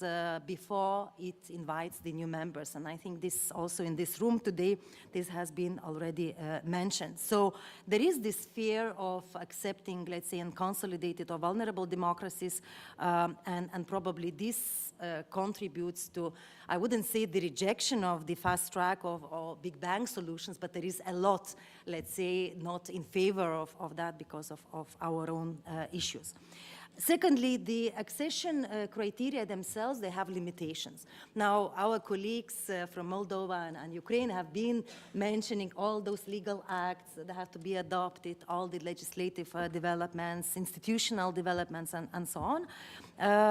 We have seen in 2004 and also in the past years, there have been some changes, but indeed still the accession criteria are very, very much focused on formalities. The legislation, institutional developments, there is even, let's say, the question of human rights institutions, how to make those things a reality. What looks nice on the paper does not necessarily look nice in reality. And this difference between the formal rule adoption and genuine internalization of EU values and standards is something that is really, I think, an issue. And of course, if we speak about the Eastern European countries that are aspiring for the accession, again, this has been mentioned today, that there have been association agreements, so you don't start from zero. But for the other countries, I think it's still quite a big issue. And as former president of the Strasbourg Court now, even though we are discussing EU here, but I think it's very much linked, former President Robert Spano once very, very rightly observed that imposing of values cannot be done just by legal acts. So it is an issue of mentalities, it's an issue of culture. So that, of course, takes much longer time than just changing the laws. So this emphasis on technical details and, of course, the political criteria and the geopolitical criteria since recently, this is, of course, fine. But, for instance, in the human rights field, one could also see, let's say, lack of strategy how to promote the democracies in the enlargement countries. Now, if I move to specific challenges, because I see that the time is running very fast, I have selected two specific areas, the national minorities, and I will explain why. Although I don't think this is, the number one issue, but also the area of migration, not because I know quite a bit about that, but also because it is part of a different chapter, not chapter 23, but chapter 24, but still there are a number of human rights issues there. So firstly, if we look at the national minorities, we know from the Copenhagen criteria, this is nothing new in this room, that there should be respect for protection of minorities.